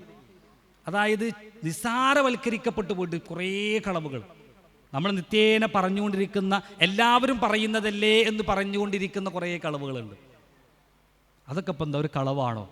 അതൊക്കെ എല്ലാവരും ചെയ്യുന്നില്ലേ, പറയുന്നില്ലേ എന്ന് വിചാരിച്ചിട്ട് അങ്ങനെ കുറേ സംഭവങ്ങൾ പേടിയില്ലാതെ ഉള്ളിലൊരു മനസാക്ഷി കുത്ത് എന്ന് പറയുന്നില്ലേ അല്ലേ? നബി സല്ലല്ലാഹു അലൈഹി വസല്ലം പറഞ്ഞു, ഇസ്മിനെ കുറിച്ച് പറഞ്ഞിടത്ത് ഹാക്കഫി സ്വദിരിക്കാന്ന് പറഞ്ഞത്, ഹൃദയത്തിലൊരു ചൊറിച്ചിലുണ്ടാക്കുന്ന, അതായത് ഒരു കുറ്റം, ഒരു കുറ്റബോധം ഉണ്ടാക്കും ഒരു തെറ്റ് ചെയ്യുമ്പോൾ ഒരു മനുഷ്യൻ. അതുകൊണ്ടാണ് അല്ലാഹു റസൂൽ മറ്റൊരു ഹദീസിലൂടെ പറഞ്ഞത്, ഒരു വിശ്വാസിയെ സംബന്ധിച്ചിടത്തോളം തെറ്റ് ചെയ്യാൻ വിചാരിച്ചു കഴിഞ്ഞാൽ അവൻ്റെ പിന്നിലേക്ക് വീഴാൻ നിൽക്കുന്ന പർവ്വതത്തെ പോലെ ആയിരിക്കും അവന് കാണുക. ഇതിപ്പം വീണ് കഴിഞ്ഞാൽ ഞാൻ തീർന്നു, ഒറ്റ തെറ്റ് ചെയ്യാൻ പോകുമ്പോഴത്തേക്ക് കാണാം. എന്നാലോ ഒരു അവിശ്വാസിയെ സംബന്ധിച്ചിടത്തോളം, ധിക്കാരിയായിട്ടുള്ള ആളെ സംബന്ധിച്ചിടത്തോളം അവൻക്ക് അവൻ്റെ മൂക്കിൻ തമ്പിലിരിക്കുന്ന ഒരു ദുബാബിനെ പോലെ, ഒരു ഈച്ചയെ പോലെ ആയിരിക്കുന്ന, ഒരു ഈച്ച മുമ്പിൽ വന്നാൽ ഒരു തട്ട് കെട്ടിയാൽ എന്ത് ചെയ്യും? ആ ഈച്ച അങ്ങ് പോകും. ഇതേപോലെ എന്ത് ചെയ്തു? നിസാരവൽക്കരിക്കുന്ന രീതിയിലേക്ക് എന്ത് ചെയ്തു? എല്ലാം മാറി. പ്രിയപ്പെട്ടവർ, നമ്മൾ ആലോചിച്ച് നോക്ക്, എവിടെയാണ് ഞാൻ അള്ളാഹ്ക്ക് കൊടുക്കുന്ന സ്ഥാനത്തിനെ കുറിച്ച് ഞാൻ ആലോചിക്കണം. ഇപ്പം തന്നെ എടുത്തു നോക്ക്, നിങ്ങൾ നമ്മുടെ ജീവിതത്തിൽ പടച്ചോന് എത്ര സ്ഥാനം ഉണ്ടാവും? എല്ലാ മേഖല എടുത്തു നോക്കിയാൽ, വിവാഹം എടുത്തു നോക്കുക, ആരാധന എടുത്തു നോക്കുക, എല്ലാ കാര്യങ്ങളും എടുത്തു നോക്കിയാലും അള്ളാഹു എന്ന് പറയുന്നത് എവിടെയാണ് ഉണ്ടാവുക? ഇല്ല. ഇപ്പോൾ വിവാഹം മാത്രം എടുത്തു നോക്കിയാൽ വിവാഹത്തിൽ നിക്കാഹിൻ്റെ ഖുത്തുബയിലും മാത്രമാണ് ശരിക്കും പടച്ചോനെ കുറിച്ചൊരു സ്മരണ ഉണ്ടാവുക. ആ നിക്കാഹ് ഖുത്തുബ കഴിഞ്ഞാൽ പിന്നെ വിവാഹം എങ്ങനെ ഉണ്ടാവുക? വെറുതെ എടുത്തു നോക്കി നിങ്ങൾ. വിവാഹം എന്ന് പറയുന്നത് ഒരു ആരാധനയാണെന്ന് പഠിപ്പിച്ചെന്നല്ലേ? ആരാധന കഴിഞ്ഞാൽ ആശ്വാസവും സമാധാനവും സന്തോഷവും കിട്ടണം. വിവാഹം കഴിഞ്ഞാൽ സന്തോഷമാണോ ഉണ്ടാവുക? സമാധാനമാണോ ഉണ്ടാവുക? ഇന്നത്തെ വിവാഹം എടുത്തു നോക്കിയാൽ മതി, നിങ്ങൾ ആലോചിച്ച് നോക്കിയത്. അവിടെ ഞാൻ പറഞ്ഞത്, അള്ളാഹു എന്ന് പറയുന്ന ഒരു ശക്തിയെ അതിൻ്റെ അറിവോട് കൂടിയിട്ട് നമ്മൾ സ്വീകരിച്ചിട്ടുണ്ട് അല്ലെ? അതിനായത്തും ഹദീസും ഒക്കെ. പക്ഷെ ഉള്ളിലേക്ക് കയറ്റുന്നിടത്ത് എത്രത്തോളം സൂക്ഷ്മത ഞാൻ കൊണ്ടുവന്നിട്ടുണ്ട് എന്നതിനെക്കുറിച്ച് നമ്മൾ ആലോചിക്കണം പ്രിയപ്പെട്ടവരെ. അള്ളാഹുവിനെ ഓർക്കുന്നൊരു ഹൃദയം ഉണ്ടാവുക എന്ന് പറയുന്നത് വളരെ പ്രധാനപ്പെട്ടൊരു സംഗതിയാണ്. അതിന് കുറേ അറിവുകൾ ഉണ്ടാവുക എന്നത് ആവശ്യമൊന്നുമില്ല. ഉള്ള അറിവിനെ എത്രത്തോളം നമ്മുടെ ജീവിതത്തിലേക്ക് പകർത്തുന്നുണ്ട് എന്നതിനെക്കുറിച്ചാണ് നമ്മൾ എന്ത് ചെയ്യേണ്ടത്? ആലോചിക്കേണ്ടത്. നമുക്ക് പടച്ചവനെ കുറിച്ചൊരു സ്മരണ ഓർക്കാൻ പറ്റുന്ന അല്ലേ? അള്ളാഹുവിൻ്റെ അനുഗ്രഹങ്ങളെ ഓർത്തുകൊണ്ട് ഈമാൻ ഇടണം. അതാണ് ഇദാ ദുക്കിറല്ലാഹു വജിലത്ത് ഖുലൂബു. അള്ളാഹുവിനെ കുറിച്ച് ഓർക്കുന്ന സമയത്ത് തന്നെ ഹൃദയത്തിനൊരു വിറച്ചിൽ, ഒരു പെടച്ചിലുണ്ടാകുന്ന. അതുകൊണ്ട് ഗുഹയിൽ കുടുങ്ങിയിട്ടുള്ള ആളുടെ ചരിത്രം പഠിക്കുമ്പോൾ അല്ലേ, ഒരു മനുഷ്യനെ പ്രാർത്ഥന തന്നെ അല്ലേ നമുക്കറിയാവുന്ന പ്രാർത്ഥനയാണ്. ഒരു സ്ത്രീ എൻ്റെ അടുക്കലേക്ക് പണത്തിന് വേണ്ടിയിട്ട് വരികയും ആ സ്ത്രീ ഞാൻ സഹായിക്കുകയും ചെയ്തു. എന്നാൽ എൻ്റേതായിട്ടുള്ള ആവശ്യങ്ങൾക്ക് വേണ്ടിയിട്ട് ആ സ്ത്രീയെ ഞാൻ എന്ത് ചെയ്തു? ആവശ്യപ്പെട്ടപ്പോൾ ആ സ്ത്രീ പറയാണ്, ഇത്തഖുല്ലാ, നിങ്ങൾ അള്ളാഹനെ സൂക്ഷിക്കണമെന്ന് പറഞ്ഞപ്പോൾ ഞാൻ ഇറങ്ങി ഓടി എന്നാണ് പറഞ്ഞത്. ഒറ്റൊരു കാര്യം, ഇത്തഖുല്ലാ എന്ന് പറഞ്ഞപ്പോഴത്തേക്ക് ഞാൻ ഇറങ്ങി ഓടി എന്നുള്ളതാണ്. അതായത് അള്ളാഹുവിനെ സൂക്ഷിക്കണം കേട്ടോ, പടച്ചവൻ കാണുന്നുണ്ട് എന്നതിനെക്കുറിച്ചൊരു ബോധം ഉണ്ടാകുമ്പോഴത്തേക്ക് നമ്മുടെ മനസ്സിലുണ്ടാകുന്ന വല്ലാത്തൊരു പേടി, ഒരു വിറ അല്ലേ, അതുണ്ടാകാൻ സാധിക്കണം. നമ്മളോ ഇന്ന് പലപ്പോഴും ന്യായീകരണ തൊഴിലാളികളായിട്ട് മാറിയിട്ടുണ്ട്. നമ്മൾ ചെയ്യുന്ന ഒരു തെറ്റ് അത് തെറ്റല്ലാതെയായിട്ട് മാറിക്കൊണ്ടിരിക്കണം. നേരത്തെ പറഞ്ഞതുപോലെ പറയില്ലേ, ഇന്നത്തെ കാലത്ത് അതാരാ ചെയ്യാത്തത്? ഇതൊന്നും ചെയ്യാത്തവരൊന്നും ആരുമില്ല എന്ന് പറഞ്ഞിട്ട് നമ്മൾ ചെയ്യുന്ന തെറ്റിനെ ന്യായീകരിക്കുകയോ അല്ലെങ്കിൽ മനസ്സിലാവും. നമ്മളൊരാളെ തെറ്റ് തിരുത്തിയാൽ നമ്മുടെ എക്സ്പ്രഷൻ എങ്ങനെ ആയിരിക്കും? നമ്മളെ കാട്ടി പ്രായം കുറഞ്ഞ ഒരാളാണ് തിരുത്തുന്നതെങ്കിലും, എന്നെക്കാട്ടി പ്രായം കുറഞ്ഞ ഒരാളാണ് കാക്ക നിങ്ങളാ ചെയ്തത് തെറ്റായിപ്പോയി എന്ന് പറഞ്ഞാൽ നമ്മളെന്താ പറയുക? ആ, നീ വലിയൊരാൾ, എന്നെ തിരുത്താൻ മാത്രമൊക്കെ ആയിക്കണോ? നീ ആരാ? അന്നെ എനിക്കറിയാം അല്ലേ, അന്നെ അറിയാം അല്ലേ, എൻ്റെ കുടുംബത്തിലുള്ള എല്ലാവരും എനിക്കറിയാം, എന്നെ തിരുത്താൻ മാത്രമൊന്നും ആയിട്ടില്ല എന്ന് വരും. അപ്പോഴും ആ തെറ്റാണെന്ന് അംഗീകരിക്കൂലല്ലോ. നമ്മൾ വഷളായി എന്നൊരു ചിന്തയാണ് ആളുകൾക്കിടയിൽ. ഞാൻ കുറവായിപ്പോയോ എന്നൊരു ചിന്തയിൽ നമ്മൾ ആ ആളെ കളിയാക്കുകയും ആ ആളെക്കുറിച്ച് വേറെ ആളുകളോട് പറഞ്ഞിട്ട് എന്ത് ചെയ്യും? ഇയാളെ എല്ലാവരുടെ മുമ്പിലും വഷളാക്കാൻ വേണ്ടി പരിശ്രമിക്കും. അപ്പോഴും ആ തെറ്റിനെ അംഗീകരിക്കാതെ പോവാണ്. എന്നൊരു വിശ്വാസി അങ്ങനെ ആയിരിക്കില്ല എന്നാണ്. വിശ്വാസിക്കൊരു തെറ്റ് പറ്റിയാൽ അത് അപ്പം തിരുത്തും. നിങ്ങൾ പ്രവാചകൻ്റെ ജീവിതം മാത്രം പരിശോധിച്ച് നോക്കിയാൽ മതി. അബസ വത്തവല്ല എന്ന് പറയുന്ന ഒരായത്തിലെ 6 ആയത്തുകൾ ഇറങ്ങാനുള്ള അവതീർണ പശ്ചാത്തലം എടുത്ത് നോക്കി നിങ്ങൾ. എന്താ കാരണം? നമ്മുടെ ഭാഷയിൽ പറഞ്ഞാൽ തെറ്റിന്നൊന്നും പറയാൻ പറ്റൂല. കാരണം അള്ളാഹുവിൻ്റെ റസൂല് മുഹമ്മദ് നബി സല്ലല്ലാഹു അലൈഹി വസല്ലം അബ്ദുല്ലാഹിബ്നു ഉമ്മ മക്തും എന്ന് പറയുന്ന ഒരു സ്വഹാബിയെ ഒന്ന് മാറ്റി നിർത്തി. കാരണം അവിടെയുള്ള ഖുറൈശി പ്രമുഖരായിട്ടുള്ള ആൾ പോയി പോവോ എന്നുള്ള പേടി കൊണ്ട് മാറ്റി നിർത്തിയതാണ്. പക്ഷെ ഖുർആൻ അവിടെ ആയത്തിറക്കി, അവഗണിക്കാൻ പാടില്ല എന്നുള്ള ആ ഒരു ആശയത്തിൽ ആയത്തിറക്കി. പിന്നീട് എപ്പോഴൊക്കെ അബ്ദുല്ലാഹിബ്നു ഉമ്മു മക്തുമിനെ കാണുന്നുണ്ടോ അപ്പോഴൊക്കെ പ്രവാചകൻ പറയുമായിരുന്നു, എന്നെ റബ്ബ് ആക്ഷേപിക്കുവാൻ കാരണക്കാരനായിട്ടുള്ള വ്യക്തിക്ക് സ്വാഗതം എന്ന് പറഞ്ഞ് കെട്ടിപ്പിടിക്കുന്ന. നമുക്ക് അയ്യോ, ഞാൻ നേരത്തെ പറഞ്ഞതുപോലെ നമ്മളൊരാൾ കളിയാക്കിയാൽ, നമ്മളെക്കുറിച്ച് കുറ്റം പറഞ്ഞാൽ, ഉള്ള കുറ്റമാണെങ്കിലും ഇല്ലാത്ത കുറ്റമാണെങ്കിലും ആ മനുഷ്യനോട് നമുക്ക് വല്ലാത്തൊരു വെറുപ്പായിരിക്കും, അകൽച്ചയായിരിക്കും. അല്ലാഹുവിൻ്റെ റസൂൽ അങ്ങനെയല്ല. ലോകമെമ്പാടും വായിക്കപ്പെടുന്ന വിശുദ്ധ ഖുർആനിലെ ഒരു ആയത്തിലെ 6 ആയത്തുകളാണ് പ്രവാചകനെ തിരുത്തിയിട്ട് ഇറങ്ങുന്നത്. പ്രവാചകന് ഈഗോ വെച്ച് നടക്കുക. പക്ഷെ വിശ്വാസികൾ അങ്ങനെയല്ല എന്ന് പ്രവാചകനിലൂടെ പഠിപ്പിച്ചു തരാണ്. ഉള്ളു തുറന്നില്ലേ, മനസ്സ് തുറന്ന് എല്ലാവരെയും സ്വീകരിക്കാനുള്ള ഒരു മനസ്ഥിതി ഉണ്ടെങ്കിൽ വിശ്വാസം കൊണ്ട് മനസ്സിന് വല്ലാത്ത ആരോഗ്യം ഉണ്ടാവും. കാരണം ആരുടെയും കുറ്റങ്ങളും കുറവുകളും പേറി നടക്കേണ്ടവനല്ല നമ്മൾ. നമുക്ക് ആരോട് ദേഷ്യമില്ല, പകയില്ല. എപ്പോഴും പറയാറുണ്ട്, പുഞ്ചിരിക്കെന്തിനാ പ്രതിഫലം, പുഞ്ചിരിക്കണേന് എന്തിനാ കൂലി? നമ്മൾ ചിന്തിച്ചോ, പുഞ്ചിരിക്കണേ നിങ്ങൾക്ക് എന്തിനാ കൂലി വരുന്നത്? പുഞ്ചിരി എന്ന് പറഞ്ഞാൽ എന്താ? നമുക്ക് എല്ലാവരും നോക്കിയിട്ട് പുഞ്ചിരിക്കാൻ പറ്റില്ലല്ലോ. പറ്റുമോ? എല്ലാവരും നോക്കി നമുക്ക് ചിരിക്കാൻ കഴിയൂല. ഒരു സ്കൂളിൽ ഒരു കുട്ടിയെ ടീച്ചർ ഇങ്ങനെ നിർത്തിയിട്ട് എല്ലാവരും ഒന്ന് ചീത്ത വിളിക്കാണ്. ആ ടീച്ചറെ നോക്കിയിട്ട് ആ കുട്ടി ചിരിക്കും. ആ ചിരിയിൽ കുട്ടിയുടെ മനസ്സിലുള്ളത്, ഔ നല്ലൊരു ടീച്ചർ അല്ലേ, എനിക്ക് ആവശ്യമുള്ള കുറേ കാര്യങ്ങളാണ് ടീച്ചർ പറഞ്ഞു തന്നത്. ഈ മെൻറ്റാലിറ്റിയിലല്ല ചിരിക്കുക. പിന്നെ ആ ചിരി ഉള്ളിൽ എന്താ പറയുക നമുക്കറിയാം. കാരണം ചിരിക്കാതല്ലാതെ ഒരു ഓപ്ഷൻ അവിടെ ഇല്ലാത്തതുകൊണ്ട് ഞാൻ ചിരിക്കും. ഞാനും എൻ്റെ കുടുംബത്തിലുള്ള ഒരാളും തമ്മിൽ തെറ്റി, വല്ലാത്ത വഴക്കാണ്, അങ്ങേയറ്റത്തെ ദേഷ്യമുണ്ട്. ഞാനും ആ മനുഷ്യനും കൂടി ഇങ്ങനെ നടന്നു പോവാണ്. ഒരു ചെറിയ ഇടവയിലൂടെയാണ് നടന്നു പോകുന്നത്. പിന്നോട്ട് നടക്കുക എന്നല്ലാതെ മുന്നോട്ട് മാറി നടക്കാനുള്ള ഒരു മാർഗവും ഇല്ല. നമ്മൾ 2 ഓപ്ഷൻ അവിടെ ഉണ്ട്. ഒന്ന് തല താഴ്ത്തിയിട്ട് നടക്കും. രണ്ടാമത്തെ ഓപ്ഷൻ ചിലപ്പോൾ ആ മനുഷ്യനെ കണ്ടാൽ ചിരിക്കും. ആ ചിരി പുഞ്ചിരിയല്ല, അത് കുടുങ്ങുമ്പോഴുള്ള ചിരിയാണ്. ഇനി ഒരു രക്ഷയില്ല അല്ലേ? കണ്ടുപോയി ചിരിക്കണം.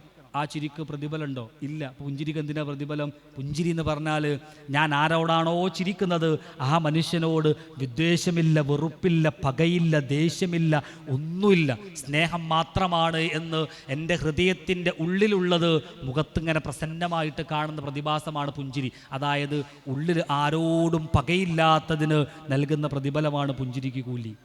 അതുകൊണ്ട് എല്ലാവരും നോക്കി പുഞ്ചിരിക്കാൻ കഴിയൂല നമുക്ക്. ആരോട്? അതുകൊണ്ട് കൈ കൊടുക്കുന്ന പോലും സലാം പറയുമ്പോൾ നിങ്ങളുടെ പാപങ്ങൾ കൊഴിഞ്ഞു പോകുന്ന എല്ലാവരും കൈ പിടിച്ച് സലാം പറയാൻ കഴിയൂല. ദേഷ്യമുള്ള ആളുകൾ മാറി നടക്കും. നിങ്ങൾ കുടുംബക്കാർ തെറ്റി നോക്കിയാൽ കണ്ടവരല്ലേ? വീട്ടുകൂടലിന് പോയാൽ മൂത്താപ്പയും എളാപ്പയും തമ്മിൽ തെറ്റിയിട്ടുണ്ടെങ്കിൽ ഒരാൾ ഒരു റൂമിലായിരിക്കും, വേറെ ആൾ വേറെ റൂമിലായിരിക്കും. ഇയാൾ പോയാൽ ഇയാൾ ഇറങ്ങുള്ളൂ. പരസ്പരം ഒന്ന് നേർക്കുനേരെ കാണാൻ പോലും മനസ്ഥിതി ഇല്ലാത്തൊരു മനുഷ്യൻ എങ്ങനെയാ കൈ കൊടുക്കുക, എങ്ങനെയാ ചിരിക്കുക, എങ്ങനെയാ മുസാഫഹത്ത് നടക്കുക? ഒന്നുമില്ല. അപ്പോൾ ദേഷ്യമില്ലാതെ ഉള്ളിൽ എല്ലാവരെയും ഉൾക്കൊള്ളാൻ പറ്റുന്നതിനാണ് പ്രതിഫലം നൽകുന്നത്. ഞാൻ പറഞ്ഞത് ഇതാർക്കേ പറ്റുള്ളൂ?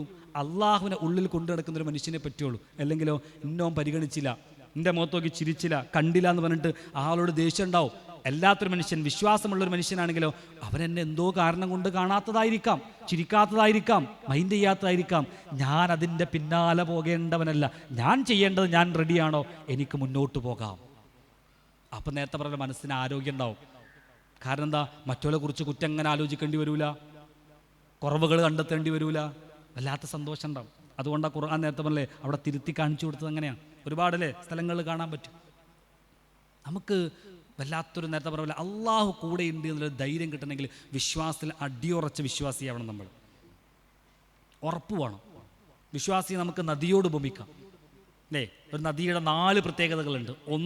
ഒന്നാമത്തെ ചോദ്യം, നിങ്ങൾ ഒഴുകുന്നുണ്ടോ എന്നുള്ളതാണ്. വിശ്വാസം കൃത്യമായിട്ടൊരു മനുഷ്യനെ സംബന്ധിച്ചിടത്തോളം ഒഴുക്ക് വേണം ജീവിതത്തിൽ. സിഖ് കൂട്ടക്കൊലയുമായി ബന്ധപ്പെട്ട് ഒരു പത്രപ്രവർത്തകൻ ഡൽഹിയിൽ പോയ സമയത്ത് ഡൽഹിയിൽ ഒരു റിക്ഷയിൽ കയറിയിട്ട് ആ ഓട്ടോ ഡ്രൈവറോട് ചോദിക്കുന്നുണ്ട്, നിങ്ങളെനിക്കറിയാം, നിങ്ങൾ സിഖ് കൂട്ടക്കൊലയുമായി ബന്ധപ്പെട്ട് അതിന് ഇരയായിട്ടുള്ളൊരു മനുഷ്യനാണെന്ന് എനിക്കറിയാം, താങ്കൾ ആ ഒരു കൂട്ടക്കൊലയെ എങ്ങനെയാണ് നോക്കിക്കാണുന്നതെന്ന് ചോദിച്ചപ്പോൾ ആ ഡ്രൈവർ പറയുന്നൊരു മറുപടി ഉണ്ട്, സാർ ഞാനൊരു ഡ്രൈവറാണ്, എനിക്ക് പിന്നോട്ട് നോക്കിയിട്ട് വണ്ടി ഓടിക്കാൻ അറിയില്ല, ഞാൻ മുന്നോട്ട് നോക്കിയിട്ട് വണ്ടി ഓടിച്ചോട്ടെ. വല്ലാത്തൊരു വാക്കാണത്.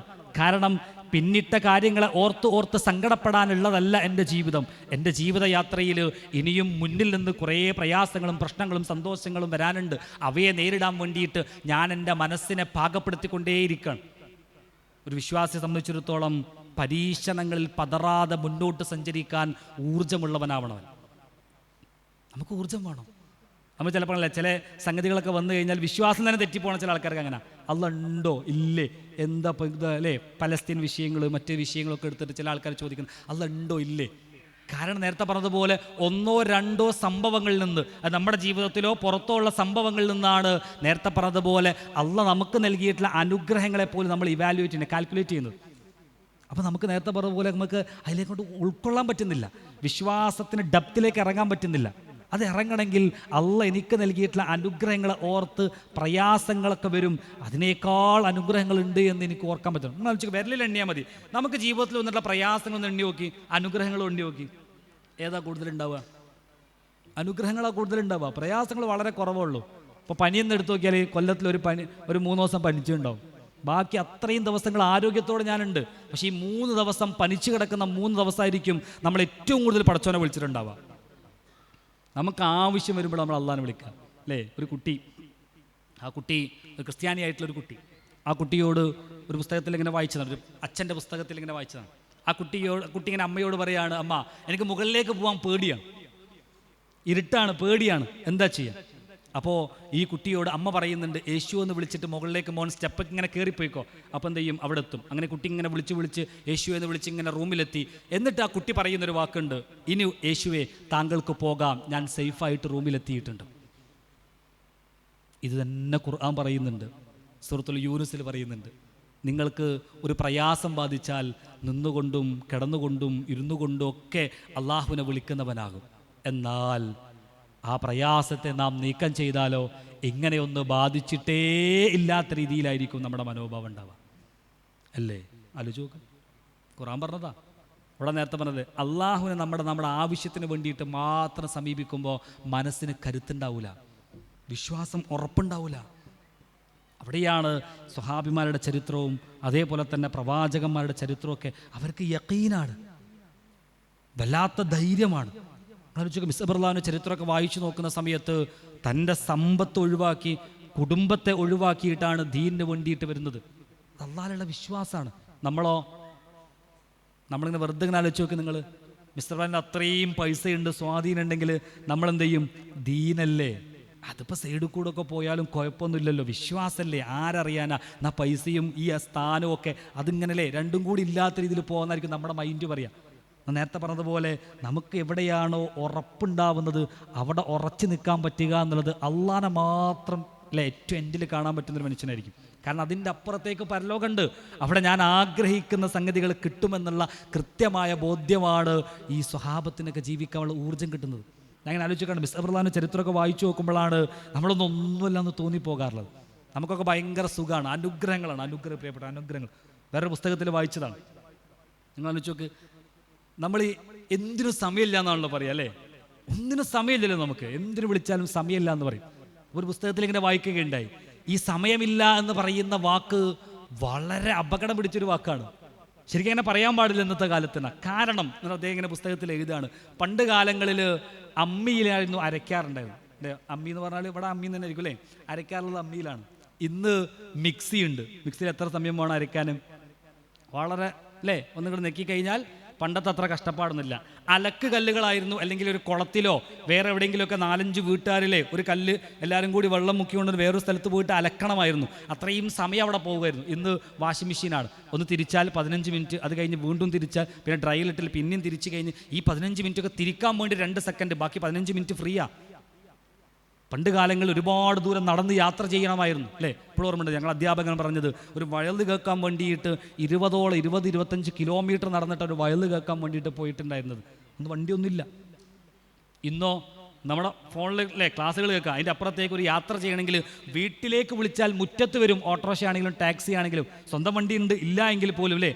അങ്ങനെ സമയമെന്ന് പറയുന്നത് നമ്മളെ സംബന്ധിച്ചിടത്തോളം വളരെ എളുപ്പമായിട്ട് വരുമ്പോഴും നമ്മൾ പറയുകയാണ് സമയമില്ലാന്ന്.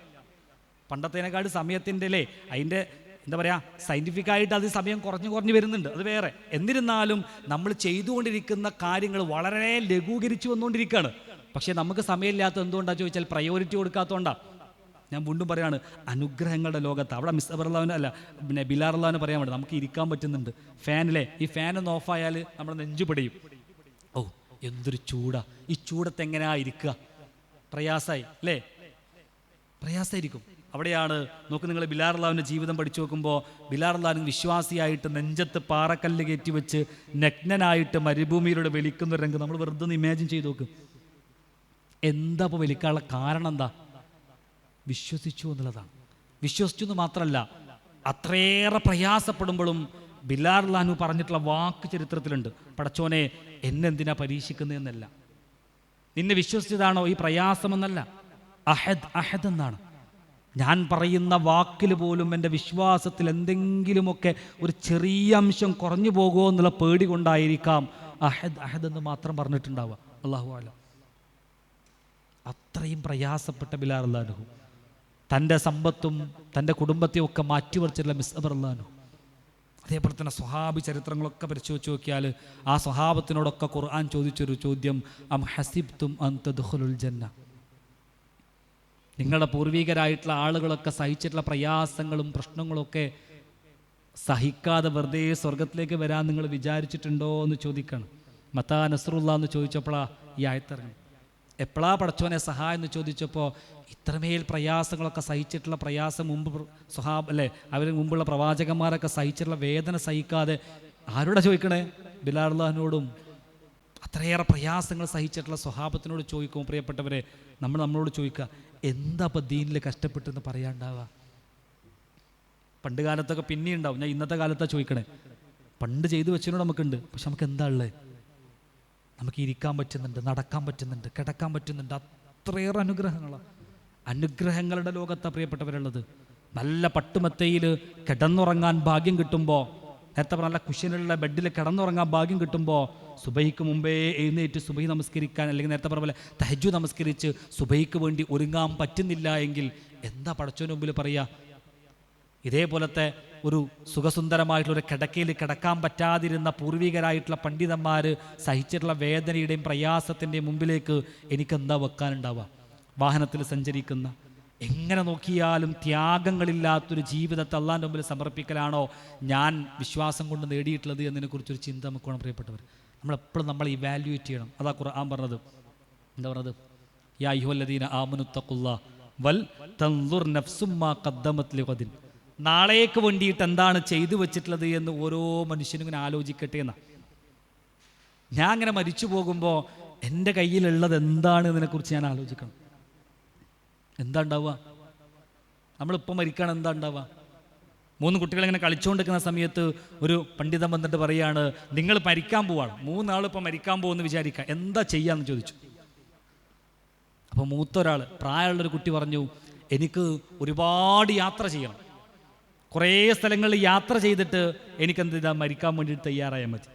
രണ്ടാമത്തെ ആളോട് ചോദിച്ചു, നീ എന്താ ചെയ്യാന്ന് ചോദിച്ചു. രണ്ടാമത്തെ ആൾ പറഞ്ഞു, എനിക്ക് ഒരുപാട് സൗഹൃദങ്ങളുണ്ട്, ആ സൗഹൃദങ്ങളൊക്കെ ഒന്ന് കണ്ട് സംസാരിച്ച് അല്ലേ ഒന്നൊരു ബന്ധമൊക്കെ ഒന്ന് പുതുക്കിയിട്ട് ഞാൻ മരിക്കാൻ വേണ്ടിയിട്ട് ഒരുങ്ങുള്ളൂ. മൂന്നാമത്തെ ചെറിയ മോനാണ്, ഓനിങ്ങനെ ഒരു വണ്ടി ഓടിച്ചുകൊണ്ട് ഇങ്ങനെ കളിച്ചുകൊണ്ട് നിൽക്കുകയാണ്.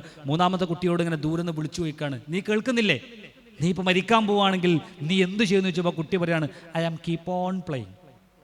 ഞാനിപ്പോൾ എന്താണോ ചെയ്യുന്നത് അത് തന്നെ ചെയ്തുകൊണ്ടിരിക്കും. പ്രിയപ്പെട്ടവരെ, നമ്മളിപ്പോൾ മരിക്കുകയാണെങ്കിൽ ഈ മൂന്നാമത്തെ കുട്ടിയെപ്പോലെ ഞാൻ ഇപ്പോൾ എങ്ങനെയാണോ ജീവിക്കുന്നത് അതേപോലെ ജീവിക്കുമെന്ന് പറയാൻ പറ്റുമോ? ആലോചിക്കണം. അവിടെയാ ഖുർആൻ പറഞ്ഞല്ലേ, മരിക്കാൻ നേരത്ത് ഫയഖൂല റബ്ബി ലൗലാ അഖർതനീ ഇലാ അജലിൻ ഖരീബ് ഫഅസ്സദ്ദഖ വഅകും മിനസ് സ്വാലിഹീൻ. പക്ഷേ കുറച്ച് സമയം തന്നിട്ടുണ്ടെങ്കിൽ ഞാൻ സ്വാലിഹീങ്ങളുടെ കൂട്ടത്തിലായിക്കോളാം എന്ന് പറയും. ഈ കുറച്ച് സമയം മരിക്കാൻ നേരത്ത് കിട്ടുമ്പോൾ എങ്ങനെയാണ് സ്വാലിഹീങ്ങളുടെ കൂട്ടത്തിലാവുക? അപ്പോൾ നമുക്ക് മനസ്സിലാവും എന്താണ് ചെയ്യേണ്ടത്, എങ്ങനെയാണ് ജീവിക്കേണ്ടത്. ഇപ്പം ജീവിച്ചതുപോലല്ല എന്ന് ആ കുറച്ച് സമയത്ത് മനസ്സിലാവും. ആ സമയത്ത് മനസ്സിലായിട്ട് കാര്യമില്ല. നമ്മളിപ്പോൾ എക്സാം എഴുതുമ്പോൾ, നമ്മളൊക്കെ എക്സാം എഴുതുമല്ലായിരിക്കും അല്ലേ? എക്സാം എഴുതുമ്പോൾ 2.5 മണിക്കൂറിൻ്റെ എക്സാമിൽ 2 മണിക്കൂറും 25 മിനിറ്റും എഴുതിയാൽ തീരാത്തത്രയും ഉണ്ടാവും അവസാനത്തെ 5 മിനിറ്റിൽ എഴുതാൻ. കണ്ടില്ല നിങ്ങൾ? അവസാനത്തെ 5 മിനിറ്റ് പേപ്പർ ചോദിച്ചാൽ തരൂല.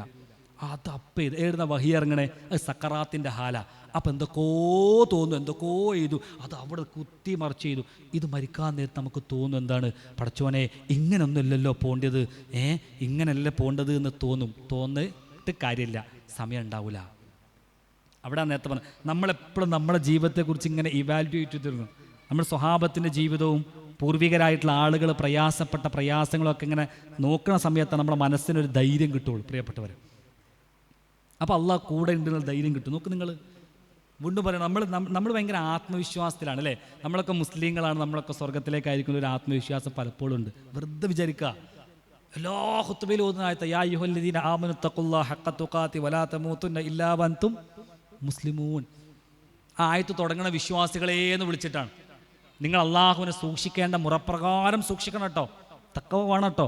എന്നിട്ട് പറയുന്നതോ വലാ തമൂതുന്ന, നിങ്ങൾ മരിക്കാനിടയാകരുത്. എങ്ങനെ? മുസ്ലിങ്ങളായിട്ടല്ലാതെ നിങ്ങൾ മരിക്കരുത് കേട്ടോ എന്ന്. അപ്പോൾ വിശ്വാസികൾ മുസ്ലിങ്ങളല്ലാതായിട്ട് മരിക്കുമോ? മരിക്കും. എപ്പോഴാ ഈമാന് പോവാന്ന് പറയാൻ പറ്റൂല. അതുകൊണ്ടാണ് അള്ളാഹുവിൻ്റെ റസൂൽ പ്രാർത്ഥിക്കാൻ വേണ്ടി പഠിപ്പിച്ച പ്രാർത്ഥന അല്ലാഹുമ്മ യാ മുഖല്ലിബൽ ഖുലൂബ് സബ്ബിത്ത് ഖൽബി അലാ ദീനിക്. കൽബ് എന്ന് പറഞ്ഞാൽ ഇങ്ങനെ മാറി മറിയുന്നതെന്നാ. ഇന്ന് കാണുന്ന ഈമാനും ഇഖ്ലാസും തഖ്വയും ഒന്നും ചിലപ്പോൾ നാളെ ഉണ്ടായിക്കൊള്ളുന്നില്ല. പൈസയുടെ മേലിലോ സ്വാധീനത്തിൻ്റെ മേലിലോ നേരത്തെ പറഞ്ഞ പോലെ ചില ചിന്തകൾ നമ്മളെ വളഞ്ഞിട്ടൊക്കെ നമ്മൾ ഈ ദീനെന്നോ വിശ്വാസമോ ഒക്കെ തെറിച്ചു പോയേക്കാവുന്നതാണ്. അതുകൊണ്ട് ആ ഹിദായത്ത് വലിയ പ്രാധാന്യമുള്ളതാണ്. ഈമാൻ എന്ന് പറയുന്നത് അതിങ്ങനെ പുതുക്കിക്കൊണ്ടേ ഇരിക്കണം, ഇല്ലെങ്കിൽ പോയിപ്പോവും. നമ്മൾ ആത്മവിശ്വാസം ഉണ്ടായിട്ട് കാര്യമില്ല. നമുക്ക് നിങ്ങൾ മൂസാ നബിയുടെ ചരിത്രം പറയുന്നത്, അള്ളാഹുവിൽ വിശ്വസിക്കുന്ന യഥാർത്ഥ വിശ്വാസിയുടെ ചരിത്രം പറയുന്നിടത്ത് മൂസാ നബിയുടെ ചരിത്രം. നിങ്ങൾക്ക് ഫിർഔന്റെ മുമ്പിലേക്ക്, ചെങ്കടലിൻ്റെ മുമ്പിലും ഫിർഔന്റെ മുമ്പിലും കുടുങ്ങിയിട്ടുള്ള മൂസാ നബിയുടെ ചരിത്രം പറയുന്നുണ്ട് ഖുർആൻ സൂറത്തുൽ ശുഅറായിലാണ് ആയത്ത്. ഫലമ്മാ തറാ അൽ ജംആനി ഖാല അസ്ഹാബു മൂസ ഇന്നാ ലമുദ്റഖൂൻ. മൂസാ നബിയിൽ വിശ്വസിച്ച് മൂസാ നബിയുടെ കൂടെ ഓടി വന്നിട്ടുള്ള മനുഷ്യരാണ്. അവരാരാണ്? വിശ്വാസികളാണ്. അവർ അള്ളാഹുൽ വിശ്വസിച്ച് വന്ന ആൾക്കാരാണ്. പക്ഷേ ചെങ്കടൽ ഇങ്ങനെ മുമ്പിൽ നിൽക്കുകയാണ്, ഫിർഔന്റെ സൈന്യം ഇങ്ങനെ ബാക്കിൽ നിൽക്കുകയാണ്. ബാക്കിൽ നിൽക്കുന്ന സൈന്യവും മുമ്പിൽ നിൽക്കുന്ന കടലും കണ്ടപ്പോൾ പതറിപ്പോയി. അവർ പറയാണ്, ഞങ്ങൾ പിടിക്കപ്പെട്ടല്ലോ മൂസ. മൂസയോട് വേവലാതി പറയാണ്, ഞങ്ങൾ പിടിക്കപ്പെട്ടല്ലോ, കുടുങ്ങിയല്ലോ, ഇനിയിപ്പോൾ രക്ഷയില്ലല്ലോ എന്ന് പറയാണ്. പക്ഷെ തൊട്ടടുത്ത ആയത്തിൽ അള്ളാഹുവിൻ്റെ പ്രവാചകനായിട്ടുള്ള മൂസാ നബി പറയുന്ന വാക്കുണ്ട്, ഖാല കല്ലാ, ഒരിക്കലുമില്ല. കല്ല എന്ന് പറഞ്ഞാൽ സാധ്യതയില്ല, ഒരിക്കലുമില്ല. ഇന്ന മഅിയ റബ്ബി സയഹ്ദീൻ, അള്ളൻ്റെ കൂടെ പടച്ചവൻ രക്ഷിക്കുന്നു ഉറപ്പിച്ചു പറയാണ്. രണ്ടാൾക്കാരും ആരാ? രണ്ടാൾക്കാർ വിശ്വാസികളാ അല്ലേ, അള്ളാഹ് വിശ്വസിച്ച് വന്ന ആൾക്കാരാ. പക്ഷെ എന്താണെന്നറിയോ, ഒന്ന് ആ പാമ്പിനെ കണ്ടപ്പോഴത്തേക്ക് ആ പെട്ടെന്നുള്ള ഒരു കാര്യത്തിലാണ്ട് വിശ്വസിച്ച് ചാടി പുറപ്പെട്ട ആളുകളാണ്. അവർക്ക് അങ്ങോട്ട് ഉറപ്പായില്ല. എന്നാൽ മൂസാ നബിയെ സംബന്ധിച്ചിടത്തോളം മൂസാ നബി ഉറച്ചിട്ടുള്ള വിശ്വാസിയാണ്. നമുക്ക് നിങ്ങൾ സൂറത്ത് ത്വാഹ പരിശോധിച്ച് നോക്കിയാൽ അള്ളാഹുവിനോടുള്ള മുഹബ്ബത്ത് നമുക്കിങ്ങനെ കൂടി വരികയാണ്. ശരിക്കും അള്ളാഹുവിനെ ഒരു സുഹൃത്തായിട്ട് നമ്മൾ കാണുമ്പോൾ അള്ളാഹുവിനോട് നമുക്ക് എന്തും പറയാൻ പറ്റുന്ന ഒരു അവസ്ഥയിലേക്ക് നമ്മൾ മാറും. എന്തും പറയാലോ. ആ മൂസാ നബിയുടെ ചരിത്രം മാത്രം നമ്മൾ പരിശോധിച്ച് നോക്കിയാൽ തന്നെ കാണാൻ പറ്റും. അള്ളാഹുവിനോട് നമുക്ക് ശരിക്കും നമ്മുടെ പ്രയാസങ്ങളും സന്തോഷങ്ങളൊക്കെ ഒരു സുഹൃത്തിനോട് പറയുന്നത് പോലെ പറയാൻ പറ്റും. നമ്മൾ പറയാത്തതുകൊണ്ടാണ്. മൂസാ നബിയുടെ ചരിത്രം മാത്രം വെച്ച് ഭയങ്കര സുന്ദര സൂറത്ത് ത്വാഹയിൽ പറയുന്നത്. നമുക്ക് നിങ്ങൾ മൂസാ നബി പറയുകയാണ് എനിക്ക് അള്ളാഹിനെ കാണണം. അപ്പോൾ അള്ളാഹ് പറയുകയാണെന്ത്? കാണാൻ കഴിയില്ല മൂസ. അള്ളാഹ് കാണാൻ കഴിയില്ല എന്ന് പറഞ്ഞാൽ പിന്നെയും ചോദിക്കേണ്ട ആവശ്യമുണ്ടോ? പിന്നെയും ചോദിക്കുകയാണല്ലേ, എനിക്ക് കണ്ടേ പറ്റുള്ളൂ. കാണണമെന്ന് വീണ്ടും ആവശ്യപ്പെടുമ്പോൾ ശരിക്കും അള്ളാഹ് ചൂടാവണ്ടേ? അള്ളാഹ് പറയുന്നത് എന്താ? എന്നാ പോര് അല്ലേ, തുവാ തായ്വരയിലേക്ക് നീ നിന്റെ ചെരുപ്പുകൾ അയച്ചു വെച്ച് പോര്. വീണ്ടും പറയാണ് കേട്ടോ, കാണാൻ പറ്റൂല. ഞാൻ നമ്മുടെ ഒരു ശൈലിയിൽ പറയാം കേട്ടോ, കാണാൻ പറ്റൂല എന്ന് പറയാണ് അല്ലേ. അതേപോലെ തന്നെ സംഭവിക്കുകയാണ്. അവിടെ എത്തുന്നു, വെളിച്ചം കണ്ടപ്പോഴത്തേക്ക് ബോധം കെട്ട് വീഴുന്ന മൂസാ നബി. പിന്നെ മൂസാ നബിനോട് പറയുകയാണെന്ത്? വമാ തിൽക ബിയമീനിക യാ മൂസ, മൂസ നിന്റെ വലത് കയ്യിലെന്താ? അള്ളാഹ്ക്ക് അറിയില്ല വലത് കയ്യിലെന്താന്ന്. വിഷയത്തിലേക്ക് വന്നാൽ പോരെ.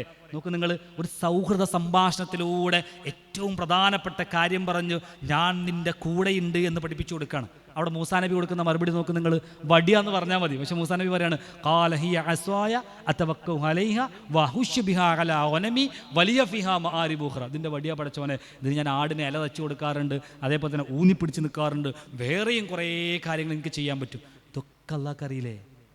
ഇതൊക്കെ അള്ളാഹ്ക്ക് അറിയുന്നൊരു കാര്യം തന്നെ അള്ളാഹ്ക്ക് വീണ്ടും പറഞ്ഞു കൊടുക്കുകയാണ്. നമ്മുടെ സന്തോഷങ്ങളെയും സങ്കടങ്ങളെയും ഒക്കെ നമുക്ക് എക്സ്പ്ലെയിൻ ചെയ്ത് പടച്ചവനോട് പറയാൻ പറ്റും. അപ്പോഴാണ് മനസ്സിങ്ങനെ സന്തോഷം ഉണ്ടാവുക. നമ്മൾ പറയാറുണ്ടല്ലോ, ചില കാര്യങ്ങളൊക്കെ ഓരോട് അങ്ങോട്ട് പറഞ്ഞപ്പോൾ ഒരു ആശ്വാസം കിട്ടി എന്ന് പറയാറില്ലേ. കൗൺസിലിങ്ങിനൊക്കെ പോകുമ്പോൾ നമ്മൾ പറയാറില്ലേ, ആളോടൊക്കെ പറഞ്ഞപ്പോൾ ഒരു ആശ്വാസം കിട്ടി. ഇതാ പ്രിയപ്പെട്ടവരെ പ്രാർത്ഥന എന്ന് പറയുന്നത്, മാനസിക ആരോഗ്യം എന്ന് പറയുന്നത്, വിശ്വാസം കൊണ്ടുള്ള മാനസിക ആരോഗ്യം എന്ന് പറയുന്നത്. അള്ളാഹിനോട് ഇങ്ങനെ തുറന്നു പറയുമ്പോൾ, എല്ലാം പറയുമ്പോൾ, സന്തോഷങ്ങളും സങ്കടങ്ങളും സഹതാപങ്ങളിലെ പരിഭവങ്ങളും എല്ലാം പടച്ചവന് മുമ്പിൽ സമർപ്പിക്കുമ്പോൾ വല്ലാത്തൊരാശ്വാസവും സമാധാനവും സുഖവും മനസ്സിനിങ്ങനെ കിട്ടിക്കൊണ്ടേയിരിക്കും. നമുക്ക് നിങ്ങൾ മൂസാ നബി പറയുന്നത് വമാ തിൽക ബിയമീനിക യാ മൂസ എന്ന് പറഞ്ഞപ്പോൾ വടിയാണെന്ന് പറഞ്ഞു കൊടുത്ത്. അപ്പോൾ അള്ളാഹ് പറയാണ് കാൽ എന്താ പറയുക, അൽഖിഹാ യാ മൂസ, ആ വടി കൊണ്ട് എറിഞ്ഞാളാ. ദൂരത്തേക്ക് എറിഞ്ഞപ്പോൾ എന്തായി? ഫഇദാ ഹിയ ഹയ്യത്തുൻ തസ്അ, അതെന്താ ഉഗ്ര വിഷയമുള്ള പാമ്പായി. ആ പാമ്പായ സമയത്ത് ശരിക്കും അള്ളാഹ് എന്ത് ചെയ്യണം? ഒരു കൂട്ടുകാരൻ നിലയ്ക്ക് ശരിക്കില്ലേ എന്ത് ചെയ്യണം? പേടിപ്പിക്കല്ലേ വേണ്ടതല്ലേ? അവിടെ നേരത്തെ പറഞ്ഞ ആശ്വാസമാക്കണം. പറയുകയാണെന്ത് നീ എടുത്തോ, അതിനെ പഴയ പോലത്തെ അവസ്ഥയിലേക്ക് ഞാൻ ആക്കിത്തരാം. അപ്പോഴാണ് മൂസാ നബി പോയി എടുക്കുന്നത്. എടുത്തപ്പോൾ ആ വടി പാമ്പായ വടി എന്ത് ചെയ്തു? താനേ ആ വടിയായിട്ട് മാറുകയാണ്. എന്നിട്ട് പറയാണ് ഫിറൗൻ്റെ അടുക്കിലേക്ക് പോകണം. അപ്പോഴും ധൈര്യമില്ല മൂസാ നബിക്ക്. ഹാറൂൻ നബീനെ കൂടി ചോദിക്കുകയാണ് അല്ലേ, ഹാറൂൻ നബീനെ കൂട്ടിയിട്ടാണ് പോണേ. പക്ഷെ ഫിറൗൻ്റെ മുമ്പിൽ നിൽക്കുമ്പോൾ ഒരു ധൈര്യം കിട്ടുന്നത് എന്താ അറിയോ? എനിക്കെൻ്റെ റബ്ബുണ്ട് കൂടെ. കാരണം അവിടെ ബോധ്യപ്പെടുത്തിയിട്ടാണ് ഫിറൗൻ്റെ അടുക്കിലേക്ക് പോകുന്നത്. അതുകൊണ്ട് ചെങ്കടലിൻ്റെ മുമ്പിൽ കുടുങ്ങിക്കിടക്കുന്ന മൂസാ നബിക്ക് വേറൊരു വാക്കിനെ കുറിച്ച് ആലോചിക്കേണ്ട ആവശ്യമില്ല. റബ്ബി, അതെങ്ങനെയാ നിങ്ങൾക്കറിയില്ല. ചെങ്കടലിൽ പിളരുമെന്നോ എങ്ങനെയാ രക്ഷപ്പെടാൻ നിങ്ങൾക്കറിയില്ല. റബ്ബി, എൻ്റെ റബ്ബൻ്റെ കൂടെ ഉണ്ടാവും. അപ്പോഴാണ് മൂസാ നബിയോട് പറയുന്നത്, ആ വടി കൊണ്ട് ആ കടലിനടിക്കാൻ വേണ്ടി പറയുകയും അതെന്ത് ചെയ്തു? 2 തൗദത്തിലെ നല്ല വലിയ പർവ്വതം നിരക്ക് എന്ത് ചെയ്താണ്? ആ തിരമാലകൾ മാറി മൂസയുടെ അനുയായികളും രക്ഷപ്പെട്ടു പോവാണ്. അവിടെ നോക്ക് നിങ്ങൾ, എങ്ങനെയാണ് രക്ഷപ്പെടുത്താന്ന് അറിയില്ല എങ്കിലും എൻ്റെ റബ്ബൻ്റെ കൂടെ ഉണ്ടാകുന്നുള്ള വല്ലാത്തൊരു ധൈര്യം ഉണ്ടല്ലോ. നമ്മുടെ മുമ്പിൽ നമുക്കുള്ള എല്ലാ അവസരങ്ങളുടെ സാധ്യതകളുടെ വാതിലുകൾ കുട്ടിയടച്ചാലും ശരി, ഒരു കിളിവാതിലെങ്കിലും, പ്രതീക്ഷയുടെ കിളിവാതിലെങ്കിലും അള്ളാഹു തുറന്നു വെച്ചിട്ടുണ്ടാവും. സൗർ ഗുഹയിൽ കുടുങ്ങിയിട്ടുള്ള മൂസാ നബിയുടെ ചരിത്രം അതാ.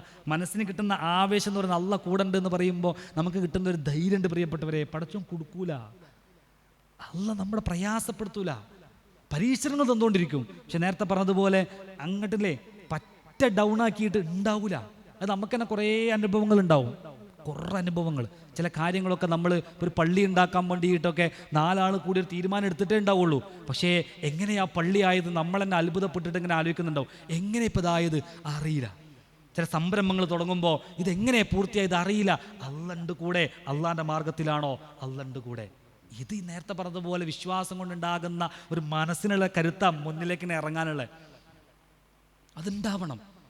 അതാണ് മുഹമ്മദ് നബി സല്ലല്ലാഹു അലൈഹി വസല്ലം ചരിത്രവും. നോക്കൂ നിങ്ങൾ, ഹുദൈബിയ സന്ധിയുമായി ബന്ധപ്പെട്ട ചരിത്രം ഇങ്ങനെ പരിശോധിച്ച് നോക്കുമ്പോൾ നമുക്ക് വല്ലാത്തൊരു ഇൻസ്പിറേഷനുകൾ കിട്ടും.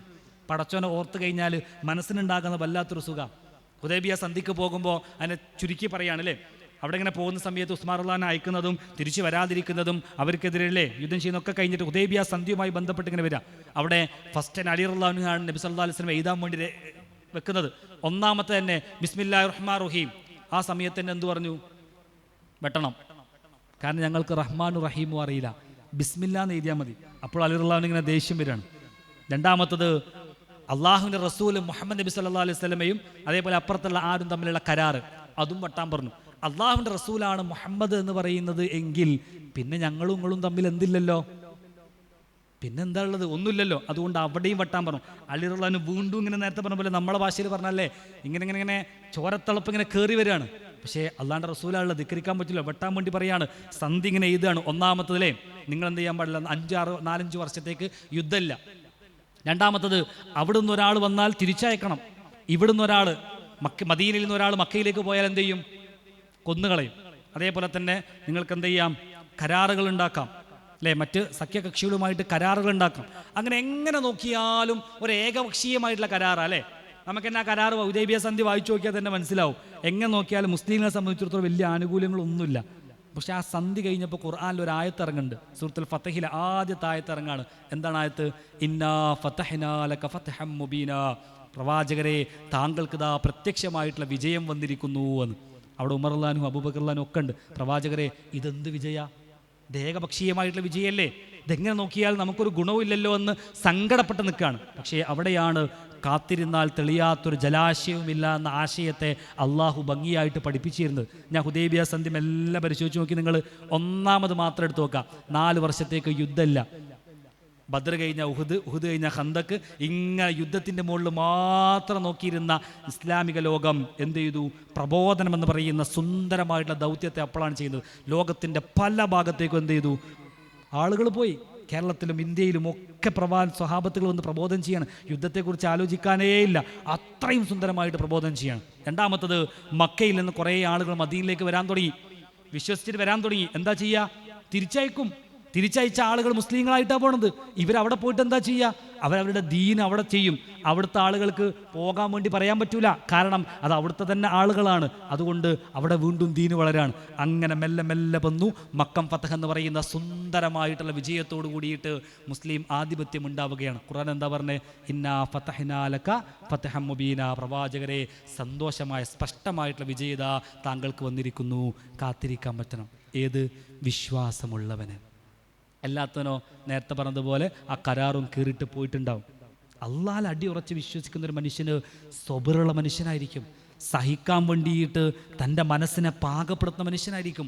എത്രയേറെ പ്രയാസങ്ങൾ വന്നാലും പടച്ചോനെ അതിൻ്റെ അപ്പുറത്തേക്കൊരു സന്തോഷം എനിക്ക് പടച്ചോ മാറ്റി വെച്ചിട്ടുണ്ടാവുമെന്ന് ഉറച്ച് വിശ്വസിക്കുന്ന മനുഷ്യനായിരിക്കും. ഇതുണ്ടാവണം. നമ്മളിങ്ങനെ സങ്കടങ്ങളെക്കുറിച്ച് മാത്രം ആലോചിക്കുമ്പോഴുള്ള പ്രശ്നമാണ്. നമുക്ക് ഇഷ്ടംപോലെ അനുഗ്രഹം. ഞാൻ എന്താ പറഞ്ഞത്, പണ്ടത്തെ കാലത്ത് അത്ര പ്രയാസങ്ങളൊന്നുമില്ല. നമ്മൾ പേടിക്കണം, സത്യം പറഞ്ഞാൽ പേടിക്കണം. 2 കാര്യം കൂടി പറഞ്ഞ് ഞാൻ എൻ്റെ സംസാരം അവസാനിപ്പിക്കുകയാണ്. മനസ്സിന് ആരോഗ്യം കിട്ടാനുള്ള 2 പ്രധാനപ്പെട്ട, ഒന്ന് ആരാധന സൂക്ഷ്മതയാണ്. ഞാൻ പറഞ്ഞു വെച്ചിട്ടുള്ള ആ നദിയുടെ ഒരു ഉപമൊക്കെ ഉണ്ടല്ലേ, അതിന് സ്പ്രെഡ് പറഞ്ഞിട്ട് പോവാം. ഒന്ന് ഞാൻ പറഞ്ഞത്, ഒഴുകുന്നുണ്ടോ എന്നതിനെക്കുറിച്ചൊരു ബോധം വേണം. നമ്മൾ നിശ്ചലമായിട്ട് നിൽക്കുന്നൊരു മനുഷ്യനാകരുത്. ദൈവിക സ്മരണ നിർത്തിക്കൊണ്ട് ഒഴുകുന്ന, ആളുകൾക്ക് ഉപകാരം ചെയ്തുകൊണ്ടിരിക്കുന്ന, സങ്കടങ്ങളെ ഓർക്കാതെ സന്തോഷത്തിന് വേണ്ടിയിട്ട് ഓടി നടക്കുന്ന, സന്തോഷത്തിന് വേണ്ടി അള്ളാൻ്റെ മാർഗ്ഗത്തിൽ ഇങ്ങനെ പ്രവർത്തിക്കുമ്പോൾ കിട്ടുന്നൊരു വല്ലാത്തൊരു ആനന്ദമുണ്ട്. അങ്ങനെ ഒഴുകി നടക്കുന്ന മനുഷ്യനാണ്. രണ്ടാമത്തത്, നിങ്ങൾ എല്ലാത്തിനെയും സ്വീകരിക്കുന്നുണ്ടോ എന്നാണ്. ഒരു നദി എല്ലാത്തിനെയും സ്വീകരിക്കും അല്ലേ? ആ നദിയിലേക്ക് പൂവെറിഞ്ഞ പൂവിനെ സ്വീകരിക്കും, പാലൊഴിച്ചാൽ പാലിനെ സ്വീകരിക്കും, പാതി വന്ന ശരീരത്തെ ഇട്ടാൽ ആ പാതി വന്ന ശരീരത്തെയും ആ നദി സ്വീകരിക്കും. ഇതേപോലെ നിങ്ങളിലേക്ക് വരുന്ന അഭിനന്ദന വാക്കുകളെ സ്വീകരിക്കുന്നത് പോലെ തന്നെയാണ് നിങ്ങളെ തെറി വിളിക്കുന്ന, ചീത്ത വിളിക്കുന്ന മനുഷ്യൻ്റെ ആ ചീത്തയെ കൂടെ സ്വാഗതം ചെയ്യാൻ മനസ്സിനെ വിശാലമാക്കുക എന്ന് പറയുന്നത്. ഇതൊരു വിശ്വാസിയുടെ ക്വാളിറ്റിയാണ്. അതിന് വിശാലമാക്കാൻ പറ്റണം. എന്നിട്ടോ വേണ്ടാത്തതിൻ്റെ എടുക്കണ്ട. നമുക്ക് ഷുഗറാണെങ്കിൽ ഒരാൾ ലഡു തന്നാൽ, മധുരമുള്ള ചായ തന്നാൽ ഞാൻ എന്താ പറയുക? എനിക്ക് വേണ്ടാന്ന് പറയും. ഇതേപോലെ എന്നെ ചീത്ത വിളിക്കുന്നൊരു മനുഷ്യനോട് ഞാൻ ചീത്തയെ സ്വീകരിക്കാറില്ല, താങ്കൾ തന്നെ എടുത്തോളൂ.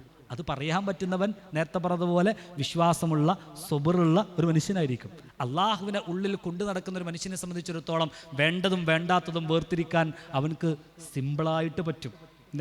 നേരത്തെ വിശ്വാസം പകുതിയുള്ള ഒരാളാണെങ്കിലോ വേണ്ടതും വേണ്ടാത്തതും തിരിച്ചറിയാൻ വഴുകി വരുന്ന തിരിച്ചറിവുകൾക്ക് വേണ്ടിയിട്ട് സമയം ആർക്കും കാത്തു നിൽക്കാറില്ല എന്ന് പറയാറുണ്ട്.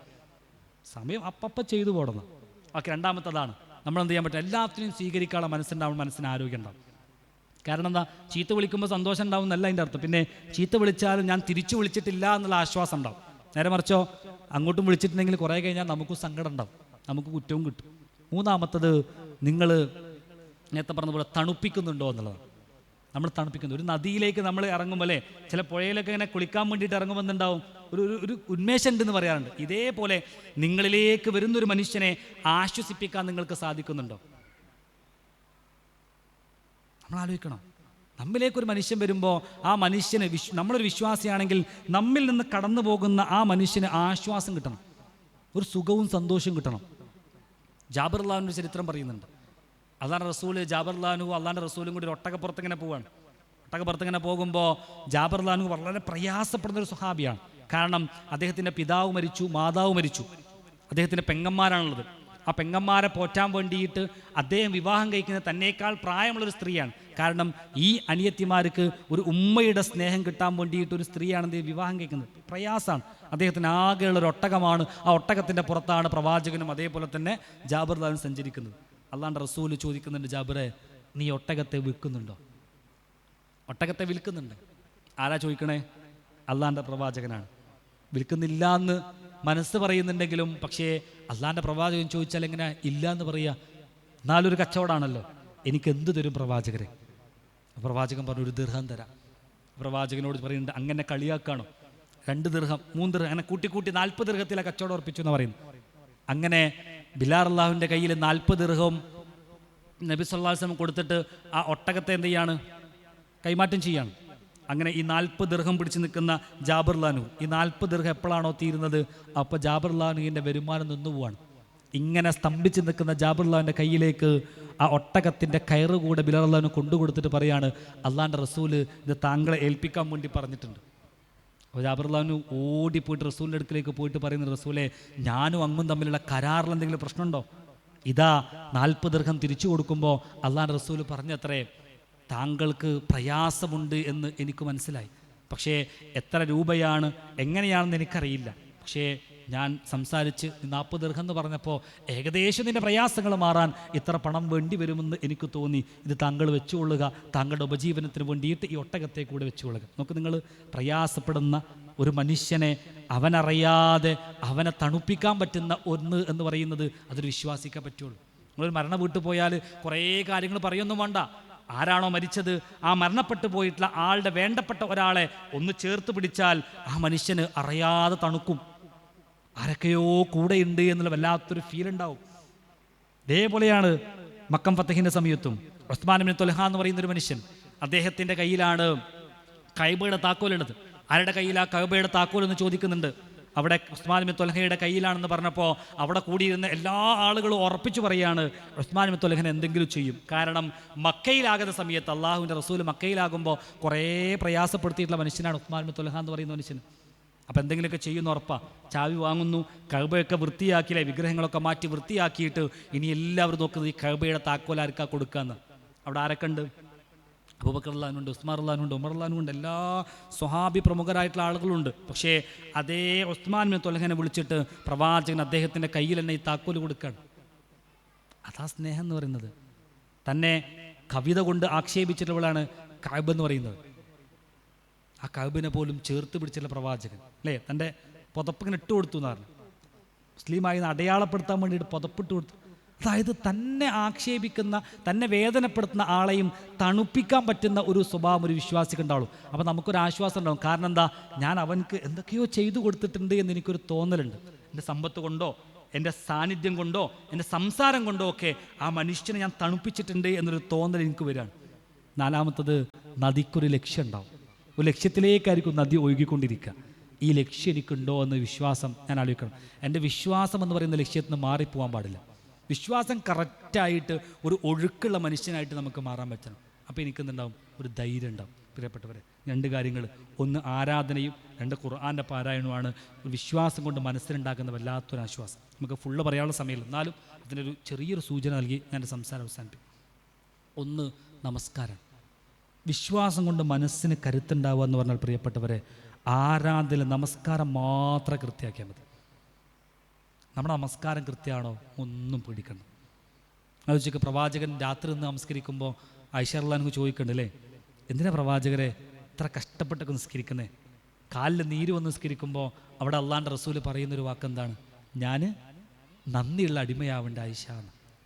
ഒരു നന്ദിയുള്ള അടിമയാവുക എന്ന് പറയുന്നതിൻ്റെ ഏറ്റവും ഒറ്റൊരു ഉദാഹരണമുള്ളത് നമസ്കാരം എന്ന് പറയുന്ന ആരാധന. ഞാൻ അതിന് ഇതിലേക്കൊന്നും പോകില്ല. ഒരു സുബഹി നമസ്കാരവുമായി ബന്ധപ്പെട്ട ഒരു കാര്യം മാത്രം പറയാം. പ്രിയപ്പെട്ടവരെ, നമ്മൾ എത്രത്തോളം നമസ്കാരത്തിന് പ്രാധാന്യം കൊടുക്കുന്ന ആളുകളാണ്. നമസ്കാരത്തിൽ ചൊല്ലുന്ന പ്രാർത്ഥനയ്ക്ക്, നമസ്കാരത്തിൻ്റെ സമയത്തിന് ആലോചിച്ച് നോക്കണം. പ്രത്യേകിച്ച് ഇന്നത്തെ ഒരു കാലത്ത് വജ്ജഹത്തൊക്കെ ചൊല്ലുമ്പോൾ ശരിക്കും പേടിക്കണം എന്ന് അല്ലേ? വജ്ജഹത്തിൽ ഇങ്ങനെ ഇന്ന സ്വലാത്തി വനുസുക്കി വ മഹ്യായ വ മമാത്തി ലില്ലാഹി റബ്ബിൽ ആലമീൻ. പഠിച്ചോനെ, എൻ്റെ നിസ്കാരം, എൻ്റെ ആരാധന, എൻ്റെ ജീവിതം, എൻ്റെ മരണമൊക്കെ നിനക്കാണ് പഠിച്ചോനെ എന്ന് പറയാം. നമ്മൾ നേരത്തെ പറഞ്ഞൊരു ഗിഫ്റ്റിൻ്റെ ഒരു സംഭവം ഉണ്ടായിരുന്നു, ഓർമ്മ ഉണ്ടാവും അല്ലേ? ഞാൻ ആർക്ക് ഗിഫ്റ്റ് കൊടുക്കുമ്പോൾ എന്താ കൊടുക്കുക? നമ്മുടെ വീട്ടിൽ ഏറ്റവും വേണ്ടാത്തതല്ലല്ലോ കൊടുക്കുക, ഏറ്റവും വാല്യുബിൾ ആയിട്ടുള്ള സംഗതിയിലെ ഗിഫ്റ്റ് കൊടുക്കുക. ഇതേപോലെ ഞാൻ അള്ളാൻ്റെ മുമ്പിലേക്ക് ഇങ്ങനെ പറയുകയാണ്, പഠിച്ചോനെ എൻ്റെ നിസ്കാരം നീ എടുത്തോ എന്ന് പറയാണ്. ആ നിസ്കാരത്തെക്കുറിച്ച് ഞാൻ ഡാമേജ് ആയിട്ടുണ്ടോ, നല്ലതാണോ എന്ന് ഞാൻ ആലോചിക്കണ്ടേ? എൻ്റെ ജീവിതം നീ എടുത്തോ എന്ന് പറയുമ്പം എൻ്റെ ജീവിതം എന്ന് പറയുന്ന ഒന്ന് പലിശയുള്ള, ആൾക്കാരെ കളിയാക്കുന്ന അല്ലേ, അങ്ങനത്തെ എല്ലാ ഹറാമും ഹലാലും മിക്സ് ചെയ്തിട്ടുള്ളൊരു ജീവിതമാണ്. പഠിച്ചോനെ നിനക്ക് ഞാൻ സമർപ്പിക്കുകയാണ് ലില്ലാഹി റബ്ബിൽ ആലമീൻ എന്ന് പറയുമ്പോൾ ഒരു പെടച്ചിൽ, നേരത്തെ പറഞ്ഞ പോലെ വജ്ലത്ത് ഖുലൂബുഹും ഉണ്ടാവണം. ഇനി സുബൈ മാത്രം എടുത്ത് നോക്കുക നിങ്ങൾ. അബ്ദുല്ലാഹിൻ ഉമ്മക്തും എന്ന് പറയുന്ന ഒരു സ്വഹാബിയുടെ ചരിത്രം നമ്മൾ പറഞ്ഞു. നമ്മുടെ വിശ്വാസം എത്രത്തോളം നാലേക്കണം. അബ്ദുല്ലാഹിൻ ഉമ്മക്തും എന്ന് പറയുന്ന സ്വഹാബിയോട് നബി സല്ലല്ലാഹു അലൈഹി വസല്ലം പറയുകയാണല്ലേ, പള്ളിക്ക് വരണം എന്ന് പറഞ്ഞു. എപ്പോൾ ബാങ്ക് കേൾക്കുന്നുണ്ടെങ്കിൽ പള്ളിയിലേക്ക് വരണം. കണ്ണ് കാണാത്ത സ്വഹാബിയാണ്. ആ മനുഷ്യന് എപ്പം പള്ളിയിൽ വന്നിട്ടുണ്ടാവണം. അത്തായത്തിൻ്റെ ബാങ്ക്, അബ്ദുല്ലാഹിൻ ഉമ്മക്തുമിൻ്റെ ബാങ്ക് കേട്ടാൽ നിങ്ങൾ അത്തായം കഴിക്കണം എന്നാണ് അള്ളാൻ്റെ റസൂൽ പറഞ്ഞു, നോമ്പിനെ. അപ്പോൾ അത്തായത്തിൻ്റെ ബാങ്ക് കൊടുക്കണമെങ്കിൽ എപ്പോൾ വന്നിട്ടുണ്ടാവണം പള്ളിയിൽ? നമ്മളാലോചിച്ച് നോക്കുക. നമ്മൾ അത്തായത്തിന് സമയം എടുത്ത് നോക്കിയാൽ മതി, കണ്ണ് കാണൂല. നമ്മളാലോചിച്ച് നോക്കുക, നിങ്ങൾ കണ്ണ് കാണുമോ? കുടുങ്ങി. പിന്നെ നടന്നു വരണോ? നടന്നു വരണ്ട. മഴ ഉണ്ടെങ്കിലോ? കാറുണ്ട്. അല്ലേ? അല്ലെങ്കിൽ നല്ല കുടമുണ്ട്, സ്ട്രീറ്റ് ലൈറ്റ് ഉണ്ട്, സ്ട്രീറ്റ് ലൈറ്റിൽ ഫോണിൽ ലൈറ്റ് ഉണ്ട്. അത്താഴത്തിൻ്റെ സമയത്ത് വരണോ? പള്ളിയിൽ ബാങ്ക് കൊടുക്കാൻ വരണോ? ഇമാമ് നിൽക്കണോ? ഒന്നും വേണ്ടാന്ന് മാത്രമല്ല, നേരത്തെ പറഞ്ഞതുപോലെ എ സിയിലോ നല്ല ഫാനിലോ നല്ല നല്ല അടിപൊളി കട്ടിലൊക്കെ കിടന്നുറങ്ങാം. നമ്മൾ അനുഗ്രഹങ്ങൾ ഒരു ഭാഗത്ത് ഇങ്ങനെ ആസ്വദിക്കുകയും പ്രയാസമില്ലാതെ വരാൻ പറ്റുന്ന സാഹചര്യങ്ങൾ അള്ളാഹ് ശരിയാക്കി തരികയും എന്നിട്ടും ആരാധനാകർമ്മത്തിൽ സൂക്ഷ്മതയില്ല എങ്കിൽ പ്രിയപ്പെട്ടവരെ, എങ്ങനെ പടച്ചോൻ്റെ മുമ്പിൽ കൈ ഉയർത്തിയിട്ട് പറയുക ജീവിതത്തിൽ ഒരു സുഖമില്ല പടച്ചോനെ, എന്തോ ഒരു കഷ്ടപ്പാടാ, എന്തോ ഒരു പ്രയാസമാണ്? എങ്ങനെ പറയുക? ഈ പ്രയാസങ്ങളെ മാറാനുള്ള എല്ലാ സംവിധാനങ്ങളും അള്ളാഹ് സൈഡിൽ ഇങ്ങനെ റെഡിയാക്കി തരിക. നമ്മൾ ആ വഴിക്ക് പോകണില്ല. സംവിധാനങ്ങൾ പടച്ചോനൊക്കെ റെഡിയാക്കി തരുന്നുണ്ട്. പണ്ടത്തേനേക്കാൾ സുഖമായിട്ടുള്ള അനുഗ്രഹങ്ങൾ ഒരു ഭാഗത്ത് ഇങ്ങനെ റെഡിയാക്കി തരുമ്പോൾ നമുക്കാണ് സമയമില്ല എന്ന് പറഞ്ഞ് നമ്മളിങ്ങനെ അകന്നകന്ന് പോവാണ്. നമുക്ക് മനസ്സിൽ സമാധാനം കിട്ടാത്ത, ഒരു ആരോഗ്യം കിട്ടാത്തൊരവസ്ഥ ഉണ്ടാകുന്നത് എന്തുകൊണ്ടാണെന്ന് വെച്ചാൽ അള്ളാഹ് പറയുന്ന റൂട്ടിലേക്ക് നമ്മുടെ കൽബും ജിസ്മും എല്ലാം പോകണം. നമുക്കൊരു വല്ലാത്തൊരിതുണ്ടാവും. ഞാൻ എപ്പോഴും പറയാറുണ്ട്, ജെഫ്രി ലാഗ് എന്ന് പറയുന്നൊരു മനുഷ്യൻ എൻ്റെ സ്വാധീനിച്ചിട്ടുള്ള, നിസ്കാര വിഷയത്തിൽ സ്വാധീനിച്ചിട്ടുള്ള ഒരു വല്ലാത്തൊരു ചരിത്രമാണ് ജെഫ്രി ലാഗ് എന്ന് പറയുന്നൊരു മനുഷ്യൻ. ഗണിതശാസ്ത്രജ്ഞനാണ്, മുസ്ലിം അല്ലാത്തൊരു മനുഷ്യനായിരുന്നു. അങ്ങനെ ഗണിത സെമിനാറിന് വേണ്ടിയിട്ട് അറേബ്യൻ കൺട്രീസിലേക്ക് വന്നു, ഇസ്ലാം മതം സ്വീകരിച്ചു. അദ്ദേഹം മുസ്ലിമായി. അദ്ദേഹത്തോട് ഇൻ്റർവ്യൂവിൽ ചോദിക്കുന്ന 2 ചോദ്യങ്ങളാണ്. ഒന്നാമത്തെ ചോദ്യം, താങ്കൾ മുസ്ലിമായിട്ട് താങ്കൾക്ക് ഏറ്റവും ബുദ്ധിമുട്ടുള്ള കാര്യം എന്താണ്? ആ മനുഷ്യൻ പറഞ്ഞു, എനിക്ക് സുബഹി നമസ്കാരമാണ്. കാരണം ഞാനൊരു ക്രിസ്ത്യാനിയായിരുന്നു. ഞാൻ എൻ്റെ ജീവിതത്തിൽ ആ സമയത്ത് എഴുന്നേൽക്കേണ്ടി വന്നിട്ടില്ല, എന്നും എഴുന്നേൽക്കേണ്ടി വന്നിട്ടില്ല. പക്ഷെ ഞാനതിനെ ഓവർകം ചെയ്തു. എങ്ങനെ? 3 അലാറങ്ങൾ വെച്ചു എന്ന് പറഞ്ഞു. 3 അലാറങ്ങൾ. ഒന്ന് കട്ടിലിൻ്റെ അടുത്ത് വെച്ചു, രണ്ടാമത്തത് കട്ടിലിൻ്റെയും ബാത്റൂമിൻ്റെയും നടുവിൽ കൊണ്ടുവച്ചു, മൂന്നാമത്തെ ബാത്റൂമിൽ കൊണ്ടുവച്ചു. ഒന്നാമത്തെ അലാറടിയും കട്ടിൽ നിന്നാണ്, ഓഫാക്കിയിട്ട് വീണ്ടും വന്ന് കിടക്കും. രണ്ടാമത്തെ അലാറടിയും നടന്നു പോയിട്ട് ഓഫാക്കിയിട്ട് വീണ്ടും വന്ന് കിടക്കും. മൂന്നാമത്തെ അലാറടിയുന്നത് ബാത്റൂമിൽ നിന്നാണ്. ഞാൻ പോയിട്ട് ഓഫാക്കുമ്പോൾ ആ ടൈൽസിലെ ചെറിയ നനവ് കൊണ്ട് എൻ്റെ കാലുകൾ നനയുകയും എൻ്റെ പകുതി ഉറക്കങ്ങ് പോവുകയും, പകുതി ഉറക്കങ്ങ് പോകുമ്പോൾ എന്നെ സൃഷ്ടിച്ച് പരിപാലിക്കുന്ന സൃഷ്ടാവിനെക്കുറിച്ച് ബോധം വരികയും ഞാൻ വുളു ചെയ്യുകയും നമസ്കരിക്കുകയും ചെയ്യും. മുസ്ലിമായിട്ട് 4-5 ഏറിപ്പോൾ ഒരാഴ്ച ആയിട്ടുണ്ടാകുന്ന സമയത്തുള്ള ഇൻ്റർവ്യൂവിൽ ആ മനുഷ്യൻ പറയുന്ന വാക്കാണ്. നമ്മളും വെക്കും അലാറോ, കിളിൻ്റെ ഒച്ചാലേ, അത് കേട്ടാൽ തന്നെ ഉറങ്ങാൻ നല്ല സുഖം. നമ്മൾ എണീറ്റുണ്ടാവില്ല, അപ്പുറത്തെ ആൾക്കാരൊക്കെ എണീറ്റുണ്ടാവും, എന്നാലും നമ്മളെന്തെയില്ല, അലാറം കൊണ്ട് എണീക്കില്ല. അതും 5-6 അലാറം ഉണ്ടാവും. എന്തിനാണ്? അള്ളാഹിനെ ബോധ്യപ്പെടുത്താൻ. പഠിച്ചോനെ കുറേ അലാറം വെച്ചിട്ട് എണീക്കാൻ കഴിഞ്ഞില്ലാണ് അള്ളാഹ്ക്കറിയാം. 2 മണിക്കൊക്കെ കിടന്നുറങ്ങിയാലേ 5 മണിക്ക് എണീക്കൂല. പഠിച്ചോനെ നമ്മൾ സൃഷ്ടിച്ച പഠിച്ചോനെ അല്ല ഹിക്മത്തുള്ളവനാ. നമ്മളെ കളിയൊന്നും നടക്കൂല. പഠിച്ചോനെ നടക്കുമോ? നമ്മൾ ഇവിടെ ന്യായങ്ങൾ പറയാൻ പറ്റുള്ളൂ പ്രിയപ്പെട്ടവരെ, ഇവിടെ ന്യായങ്ങൾ പറയാൻ പറ്റുള്ളൂ. അള്ളാഹിൻ്റെ മുമ്പിൽ റെക്കോർഡാണ്. നമുക്ക് പറയാനുള്ള വോയിസ് ഇല്ല, കാണിച്ചു തരലാണ്. എന്തുകൊണ്ട് ചെയ്തു, എന്തുകൊണ്ട് ചെയ്തില്ല, ഇതൊക്കെ റെഡിയല്ലേ? ആ റെഡിയാണെന്ന് പറയാനേ നമുക്കുള്ളൂ. വേറെ അവിടെ പോയിട്ടില്ലേ, നമ്മളൊരു സ്ഥലത്ത് വോട്ടർ പട്ടിക വരുന്നത്, അത് ഞാനല്ല, അതിങ്ങനെ എൻ്റെ അഡ്രസ്സ് ഇങ്ങനെ നമുക്ക് ഇങ്ങനെ പറയാം ഇവിടുന്ന്. പക്ഷെ അവിടെ എത്തിയാൽ ഇതൊക്കെ ശരിയാണോ? അപ്പോഴാണ് നമ്മൾ പറയുന്ന വാക്കുകളുണ്ടല്ലോ, പടച്ചോനെ വള്ളിപ്പുള്ളി വിടാതുണ്ടല്ലോ, ഇതിൽ എല്ലാം ഉണ്ടല്ലോ, ചെറുതും വലുതുമായിട്ടുള്ള കാര്യങ്ങളൊക്കെ ഉണ്ടല്ലോ, ഒന്നും വിട്ടുപോകാതുണ്ടല്ലോ എന്നൊക്കെ പറയണത് എന്തുകൊണ്ടാ? നമുക്ക് അങ്ങോട്ട് കാണുമ്പോൾ തന്നെ ബോധ്യം വരികയാണ്, അതൊക്കെ റെഡിയാ, ഇല്ല ഒരു കുറവും ഇല്ലട്ടോ, ഒന്നും കൂട്ടാനും ഇല്ലട്ടോ എന്ന് ബോധ്യം വരും. അതുകൊണ്ടൊക്കെ കിറാമൻ കാത്തിബീൻ യഅലമൂന മാ തഫ്അലൂൻ, മാന്യമായിട്ടുള്ള എഴുത്തുകാരാ. അതിലിങ്ങനെ മസാല ഇട്ട് എഴുതുന്ന പരിപാടിയൊന്നുമില്ല. ഓന് 2 കൂട്ടി ചെയ്ത് അങ്ങനത്തെ പരിപാടിയേ ഇല്ല. ഉള്ളതെന്തോ വൃത്തിയായിട്ടുണ്ടാവും. ഫമൻ യഅമൽ മിസ്ഖാല ദറത്തിൻ ഖൈറൻ യറ വമൻ യഅമൽ മിസ്ഖാല ദറത്തിൻ ശറൻ. രണ്ടുമുണ്ട്, കറക്റ്റായിരിക്കും. അല്ല അങ്ങോട്ട് കൂടുതലും ഇല്ല, കുറയലും ഇല്ല. അപ്പോൾ നോക്ക് നിങ്ങൾ, ഞാൻ ആ മനുഷ്യൻ തന്നെ അല്ലേ ഒരു അലാറം വെച്ചൊരു സംഭവം. രണ്ടാമത്തത്, ആ മനുഷ്യനോട് ചോദിക്കുന്ന ഭയങ്കര സുന്ദരമായിട്ടുള്ളൊരു ചോദ്യമുണ്ട്. നമ്മൾ സമയമായോ? സുന്ദരമായിട്ടുള്ളൊരു ചോദ്യം. നിങ്ങൾ ഈ പള്ളിയിൽ ഇമാമിൻ്റെ പെണ്ണിൽ പോയിട്ട് നിസ്കരിക്കുമ്പോൾ ഇമാം ഇങ്ങനെ പാരായണം ചെയ്യുമ്പോൾ നിങ്ങൾക്ക് ബോറടിക്കൂല എന്ന് ചോദിക്കുകയാണ്. സുബൈക്കൊക്കെ പോകുമ്പോൾ കുറേ ഓതുണ്ടല്ലോ, നിങ്ങൾക്ക് എന്തെങ്കിലും മനസ്സിലാകുന്നുണ്ടോ, നിങ്ങൾക്കൊരു മുഷിപ്പ് വരില്ലെന്ന് ചോദിക്കുമ്പോൾ ആ മനുഷ്യൻ പറയുന്ന സുന്ദരമായിട്ടുള്ള മറുപടി, പ്രിയപ്പെട്ടവരെ, അതങ്ങനെ കുറ്റബോധം തോന്നും. ആ മനുഷ്യൻ പറയാ, ചെറിയ കുട്ടികൾ ഉമ്മാനോട് കുറേ കാര്യങ്ങൾ സംസാരിക്കും, പക്ഷെ ഉമ്മാക്ക് എല്ലാം ഒന്നും മനസ്സിലാവില്ല. ഉമ്മ തിരിച്ച് കുട്ടിയോടും കുറേ കാര്യങ്ങൾ പറയും, അങ്ങനെ ഇങ്ങനെയെന്നൊക്കെ പറയും. കുട്ടിക്കെല്ലാം മനസ്സിലാവുന്നില്ല. പക്ഷെ ആ കുട്ടിയുടെ സംസാരം ഉമ്മയും, ഉമ്മയുടെ സംസാരം കുട്ടിയും ഇങ്ങനെ ശ്രദ്ധിച്ച് കേൾക്കും. എന്നിട്ട് അങ്ങനെ ഇങ്ങനെന്നൊക്കെ തലയണക്കി കൊടുക്കും. അവിടെ പരസ്പരമുള്ള വിശ്വാസമാണ്. ഉമ്മ പറയുന്നത് കുട്ടി കേൾക്കണമെന്നും കുട്ടി പറയുന്നത് ഉമ്മ കേൾക്കണമെന്നുള്ള ബോധമാണ് അവിടെ വർക്ക് ചെയ്യുന്നത്. ഇതേപോലെ എന്നെ സൃഷ്ടിച്ച് പരിപാലിക്കുന്ന സൃഷ്ടാവിന് എന്നോട് പറയാനുള്ള കാര്യങ്ങളാണ് ഇമാമ് മുന്നിൽ നിന്ന് പാരായണം ചെയ്യുന്നത്. എനിക്കത് മനസ്സിലായിട്ടില്ല എങ്കിലും ശരി, ഞാനത് സാഗൂതം ശ്രദ്ധിച്ച് കേൾക്കും. നമ്മൾ മഗ്‌രിബ് നിസ്കരിക്കുമ്പോൾ ഇമാമെങ്ങാനും അലിഫ് ലാം മീം ദാലിക്കൽ കിതാബു ലാ റൈബ ഫീ ആ 5-4 ആയത്ത് കഴിഞ്ഞിട്ട് അപ്പുറത്തേക്കല്ലേ അത് കഴിഞ്ഞ് സവാഉൻ അലൈഹിം അന്ത് ഒരു വലിയ മഗ്‌രിബാണെന്ന് മറന്നുപോയോ? നമുക്ക് സംശയാ അല്ലേ? ഇമാം എങ്ങാനും ഒരു പേജ് മഗ്‌രിബിന് ഓതിപ്പോയാൽ അന്ന് ആ ഇമാമിനെ പറഞ്ഞു വിടും. എന്താ പത് അത്തയ്യാത്ത് നേരം വൈകിപ്പോയാൽ ബാക്കിൽ നിന്ന് അലാറങ്ങൾ വരൂലേ? വരുവില്ല. ഇമാമിന് അലാറാണ്, എന്താണ് സമയം അയക്കണം അല്ലേ? കൂടിപ്പോയാണ്. അത്തയ്യാത്ത് എത്ര നേരം കൂടും? 2 മിനിറ്റ്, ഏറിപ്പോയാൽ 3. ഒരു നിസ്കാരം 10 മിനിറ്റ് ഉണ്ടാവുള്ളൂ മാക്സിമം. ആ 10 മിനിറ്റ് അത്തയ്യാത്ത് 2-3 മിനിറ്റ്, 3 ഉണ്ടാവില്ല. ഈ 3 മിനിറ്റ് നമുക്ക് തോന്നണം അള്ളാഹിൻ്റെ മുമ്പിൽ ഇരിക്കുമ്പോഴത്തേക്ക് നമുക്ക് തോന്നുന്നത് 2-3-4 മണിക്കൂർ ഇരുന്ന പോലെ നമുക്ക് കണ്ട് തോന്നിപ്പോകുന്നത് എന്തുകൊണ്ടാണ്? നേരത്തെ പറഞ്ഞതുപോലെയാണ്, ആരാധനയിലൂടെ മനസ്സിനെ ശാന്തമാക്കാൻ പറ്റുന്നില്ല. ഖുർആൻ അങ്ങനെ പറഞ്ഞത്. ആ നിസ്കാരത്തെക്കുറിച്ച് ഖുർആൻ പറഞ്ഞു വഖിമി സ്വലാത്തൽ ദിക്രീന്ന, എന്നെ ഓർക്കാൻ വേണ്ടി നിങ്ങൾ നമസ്കരിക്കണം. എന്നെ ഓർത്താലുണ്ടാകുന്ന ഗുണം അലാ ബിദിക്രില്ലാഹി തത്മഇന്നുൽ ഖുലൂബ്, ദൈവിക സ്മരണകൾ കൊണ്ടാണ് ഹൃദയത്തിന് ശാന്തമുണ്ടാകുന്നത്. നിസ്കരിക്കുന്ന ഒരാൾക്ക് സമാധാനം സുഖം കിട്ടും. സലാം വിട്ടുമ്പോൾ ഒരു റാഹത്ത് കിട്ടുന്നുണ്ടോ ഇല്ലേ? ഇതാണ് നമ്മുടെ ആരാധനയുടെ വിഷയം ഉണ്ടാവുന്നത്. നമുക്കിത് തീർന്നു കിട്ടല അല്ലേ? നേരം വൈകുന്ന ഇന്നത്തെ ളുഹർ കഴിഞ്ഞിട്ട് ഇന്നത്തെ അസർ ഒരാശ്വാസം, ഇന്നത്തെ കൊണ്ട് തീർന്നിട്ടല്ല നമുക്ക്. അതുകൊണ്ടാണ് നേരത്തെ പറഞ്ഞ പോലെ സലാം വീട്ടി കഴിയുമ്പോൾ ഒരു ഉഷാറില്ല നമുക്ക്. നമസ്കരിച്ച് ആ പള്ളിയിൽ നിന്ന് ഇറങ്ങുമ്പോൾ തന്നെ മനസ്സിനൊരു കുളിർമ ഉണ്ടാവണം. സലാം വീട്ടി കഴിയുമ്പോൾ ഒരു കുളിർമ ഉണ്ടെങ്കിൽ പ്രിയപ്പെട്ടവരെ നമ്മുടെ മനസ്സ് തണുത്ത മനസ്സാണ്.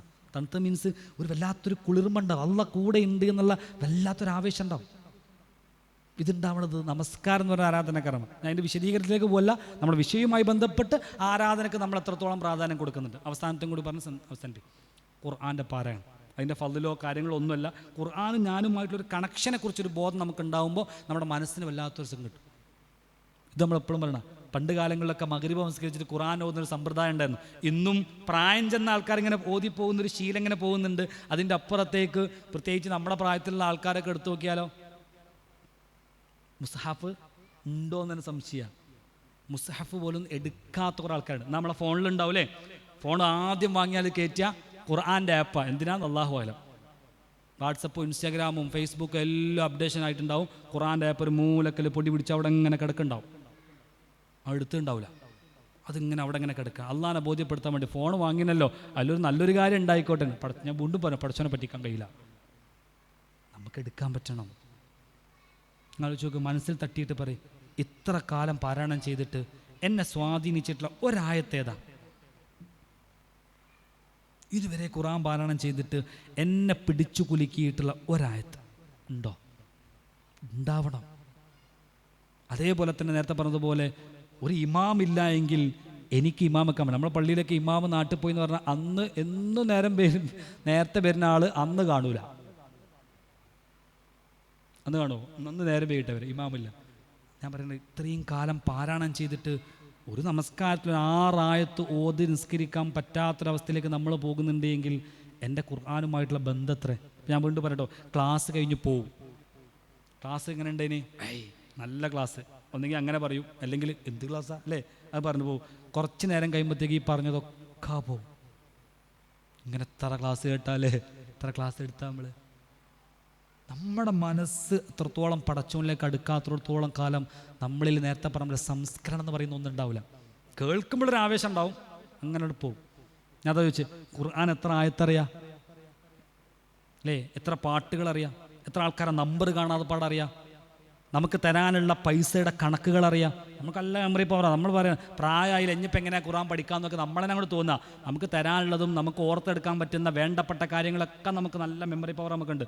പക്ഷേ നമുക്ക് പ്രയോറിറ്റി കൊടുക്കാൻ പറ്റുന്നില്ല. അതുകൊണ്ട് ഖുർആൻ അറിയില്ല. പ്രിയപ്പെട്ട നമ്മളെ സ്വാധീനിച്ചിട്ടുള്ള ഒരു ആയത്ത് ഏതാണ്? ഇത് പറയാൻ പറ്റുന്നില്ല എങ്കിൽ ഖുർആനിലേക്ക് നമ്മൾ ഇറങ്ങിയിട്ട് വായിക്കുന്നില്ല എന്നുള്ളതാണ്. കുറേ ആയത്തുകളുണ്ട്, പറയാൻ സമയമില്ല. നമ്മുടെ മനസ്സിനെ പിടിച്ച് ഒരു പാപിയായിട്ടുള്ള മനുഷ്യൻ ഖുർആൻ പാരായണം ചെയ്യുമ്പോൾ ആ മനുഷ്യൻ്റെ മനസ്സിനെ നേരത്തെ പറഞ്ഞതുപോലെ സ്പർശിക്കുന്ന ആയത്തുണ്ട്. ഖുൽ യാ ഇബാദിയല്ലദീന അസ്റഫു അലാ അൻഫുസിഹിം ലാ തഖ്നതൂ മിർ റഹ്മത്തില്ലാഹ്. എന്താ ആയത്തറിയോ?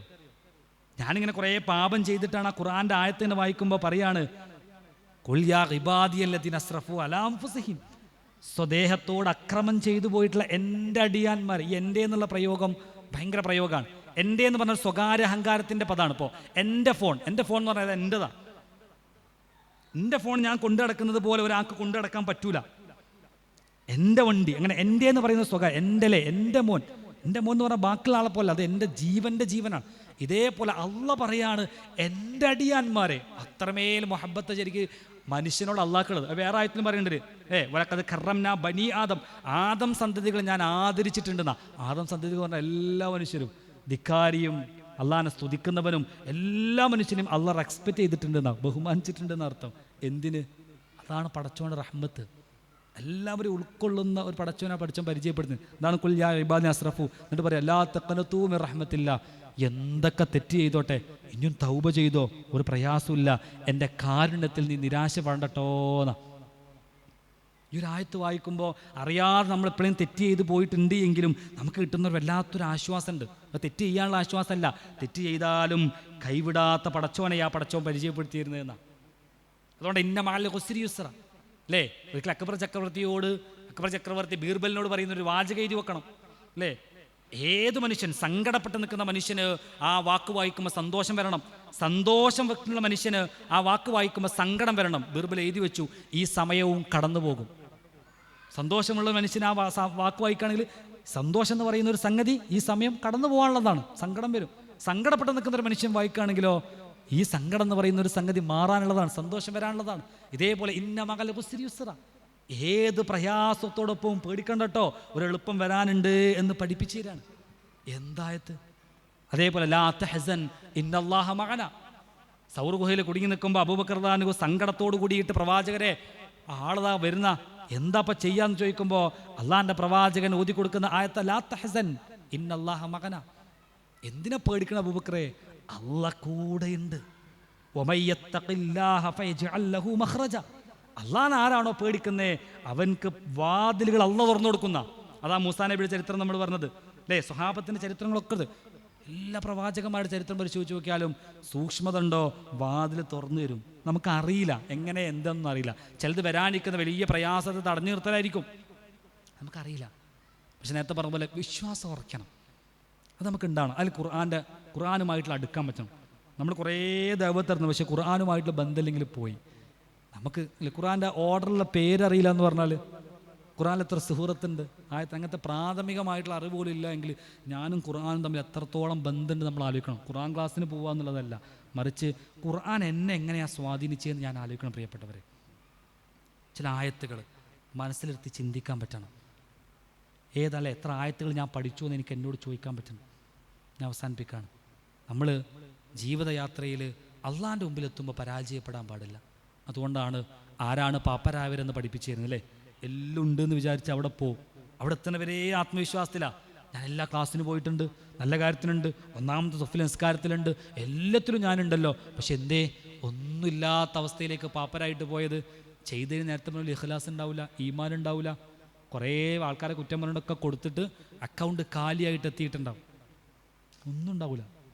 അവിടെ നേരത്തെ പറഞ്ഞത് ഇവിടെ ദുനിയാവിലൊന്നും ഇല്ലെങ്കിലും പരലോകത്ത് പോകുമ്പോൾ എന്തൊക്കെ ഉണ്ടെന്നൊരു ഫീലിംഗ് ഉണ്ടാവും. മിസ്റ്റർ പ്രധാന ചരിത്രങ്ങൾ പഠിച്ചു നോക്ക്. അവസാന സമയത്ത് മിസ്റ്റർ പ്രധാന കഫൻ ചെയ്യുന്ന സമയത്താണ് ഏറ്റവും കൂടുതൽ അള്ളാൻ്റെ റസൂൽ കരഞ്ഞൊരു സംഭവം എന്നാണ്. കാരണം അത്രയും ധനാഢ്യനായിട്ടുള്ള ഒരു മനുഷ്യൻ മരണപ്പെട്ടു പോകുമ്പോഴുള്ള അവസ്ഥ ആലോചിച്ചിട്ട് പ്രവാചകന് പോലും വിഷമം വരികയാണ്. തല മറയുമ്പോൾ കാല് മറയുന്നില്ല, കാല് മറയുമ്പോൾ തല മറയാത്ത, കഫംപുടവ തികയാത്ത ഒരു മനുഷ്യൻ, ധനാഢ്യനായിട്ടുള്ളൊരു മനുഷ്യൻ. പക്ഷെ റസൂലിന് സങ്കടം. നിങ്ങൾ മിസ്റ്റർ പ്രധാൻ്റെ അവസ്ഥ എടുത്തതൊക്കെ മിസ്റ്റർ പ്രധാനെ അറിയുന്നുണ്ടോ? എൻ്റെ കാല് മറിയുന്നുണ്ടോ എന്ന് അറിയുന്നുണ്ടോ? എൻ്റെ തല മറിയുന്നുണ്ടോ എന്ന് അറിയുന്നുണ്ടോ? ഇല്ലല്ലോ. ആ മനുഷ്യന് ജീവിതയാത്രയിൽ തൻ്റെ കഫംപുടവ തികയില്ലെന്നൊന്നും ആ മനുഷ്യന് ചിന്തിക്കുന്നേയില്ല. മറിച്ച് പരലോകത്തേക്ക് ആ മനുഷ്യൻ്റെ അക്കൗണ്ടുകൾ നിറഞ്ഞിരിക്കുകയാണ്. ജീവിതയാത്രയിൽ പരലോകത്തെ അക്കൗണ്ടുകൾ നിറയ്ക്കുന്ന തിരക്കിലായിരുന്നു ആ സ്വഹാബി. എല്ലാ സ്വഹാബിമാരുടെ ചരിത്രവും നമ്മളിവിടെ ഇങ്ങനെ ജീവിച്ചു പോകുമ്പോഴേ നമ്മളിങ്ങനെ എന്ത് വരുമ്പോൾ വെയിലുണ്ടാ കറുത്തുവോ, ഞാൻ ആ പരിപാടിക്കില്ല. നമ്മളെപ്പോഴും ദുനിയാവിൻ്റെ നഷ്ടങ്ങളിലേക്ക് ചുരുങ്ങിയിട്ട് എന്ത് ചെയ്യാണ്, ദീനിങ്ങനെ ആലോചിക്കുകയാണ്. കംഫർട്ട് സോണിൽ നിന്നാണ് പ്രബോധനം ചെയ്യാൻ നോക്കുക, കംഫർട്ട് സോണിൽ നിന്നാണ് ആരാധന ചെയ്യാൻ നോക്കുക. എ സിയുള്ള പള്ളി എവിടെ? ആടെ തന്നെ പോവുള്ളൂ. ചൂട് വെയ്യ, ചൂട് കൊള്ളണം എന്നല്ല, പക്ഷെ മനസ്സിലേക്ക് ചൂടിനെ സ്വാഗതം ചെയ്യാൻ പോലും പറ്റുന്നില്ല. നമുക്ക് പറ്റുമോ?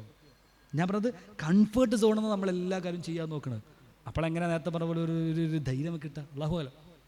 അള്ളാഹു നമ്മെ അനുഗ്രഹിക്കുമാറാവട്ടെ.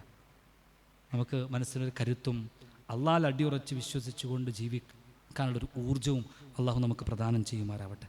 അതാ ചെറുതും വലുതുമായിട്ടുള്ള ഒരുപാട് തെറ്റുകൾ ചെയ്തു പോയിട്ടുണ്ട്. നീ എല്ലാം അറിയുന്നവനാണ്. നീ എല്ലാം കാണുന്നവനാണ്. നീ അത് പുറത്ത് മാപ്പാക്കുന്നതാണ് റഹ്മാൻ. കടം കൊണ്ട് കഷ്ടപ്പെടുന്നവരുണ്ട്, അവരെ കടം നീ മാറ്റി കൊടുക്കണം. അതാ രോഗം കൊണ്ട് കഷ്ടപ്പെടുന്നവരുണ്ട്, ഒരു രോഗം നീ ശിഫയാക്കി കൊടുക്കണം റഹ്മാൻ. റബ്ബനാ തഖബ്ബൽ മിന്നാ ഇന്നക അൻത സമീഉൽ അലീം വതുബ് അലൈനാ ഇന്നക അൻത തവ്വാബുർ റഹീം. ആമീൻ ആമീൻ ബിറഹ്മതിക യാ അർഹമർ റഹീമീൻ. വാഖിറു ദഅവാനാ അനിൽ ഹംദുലില്ലാഹി റബ്ബിൽ ആലമീൻ.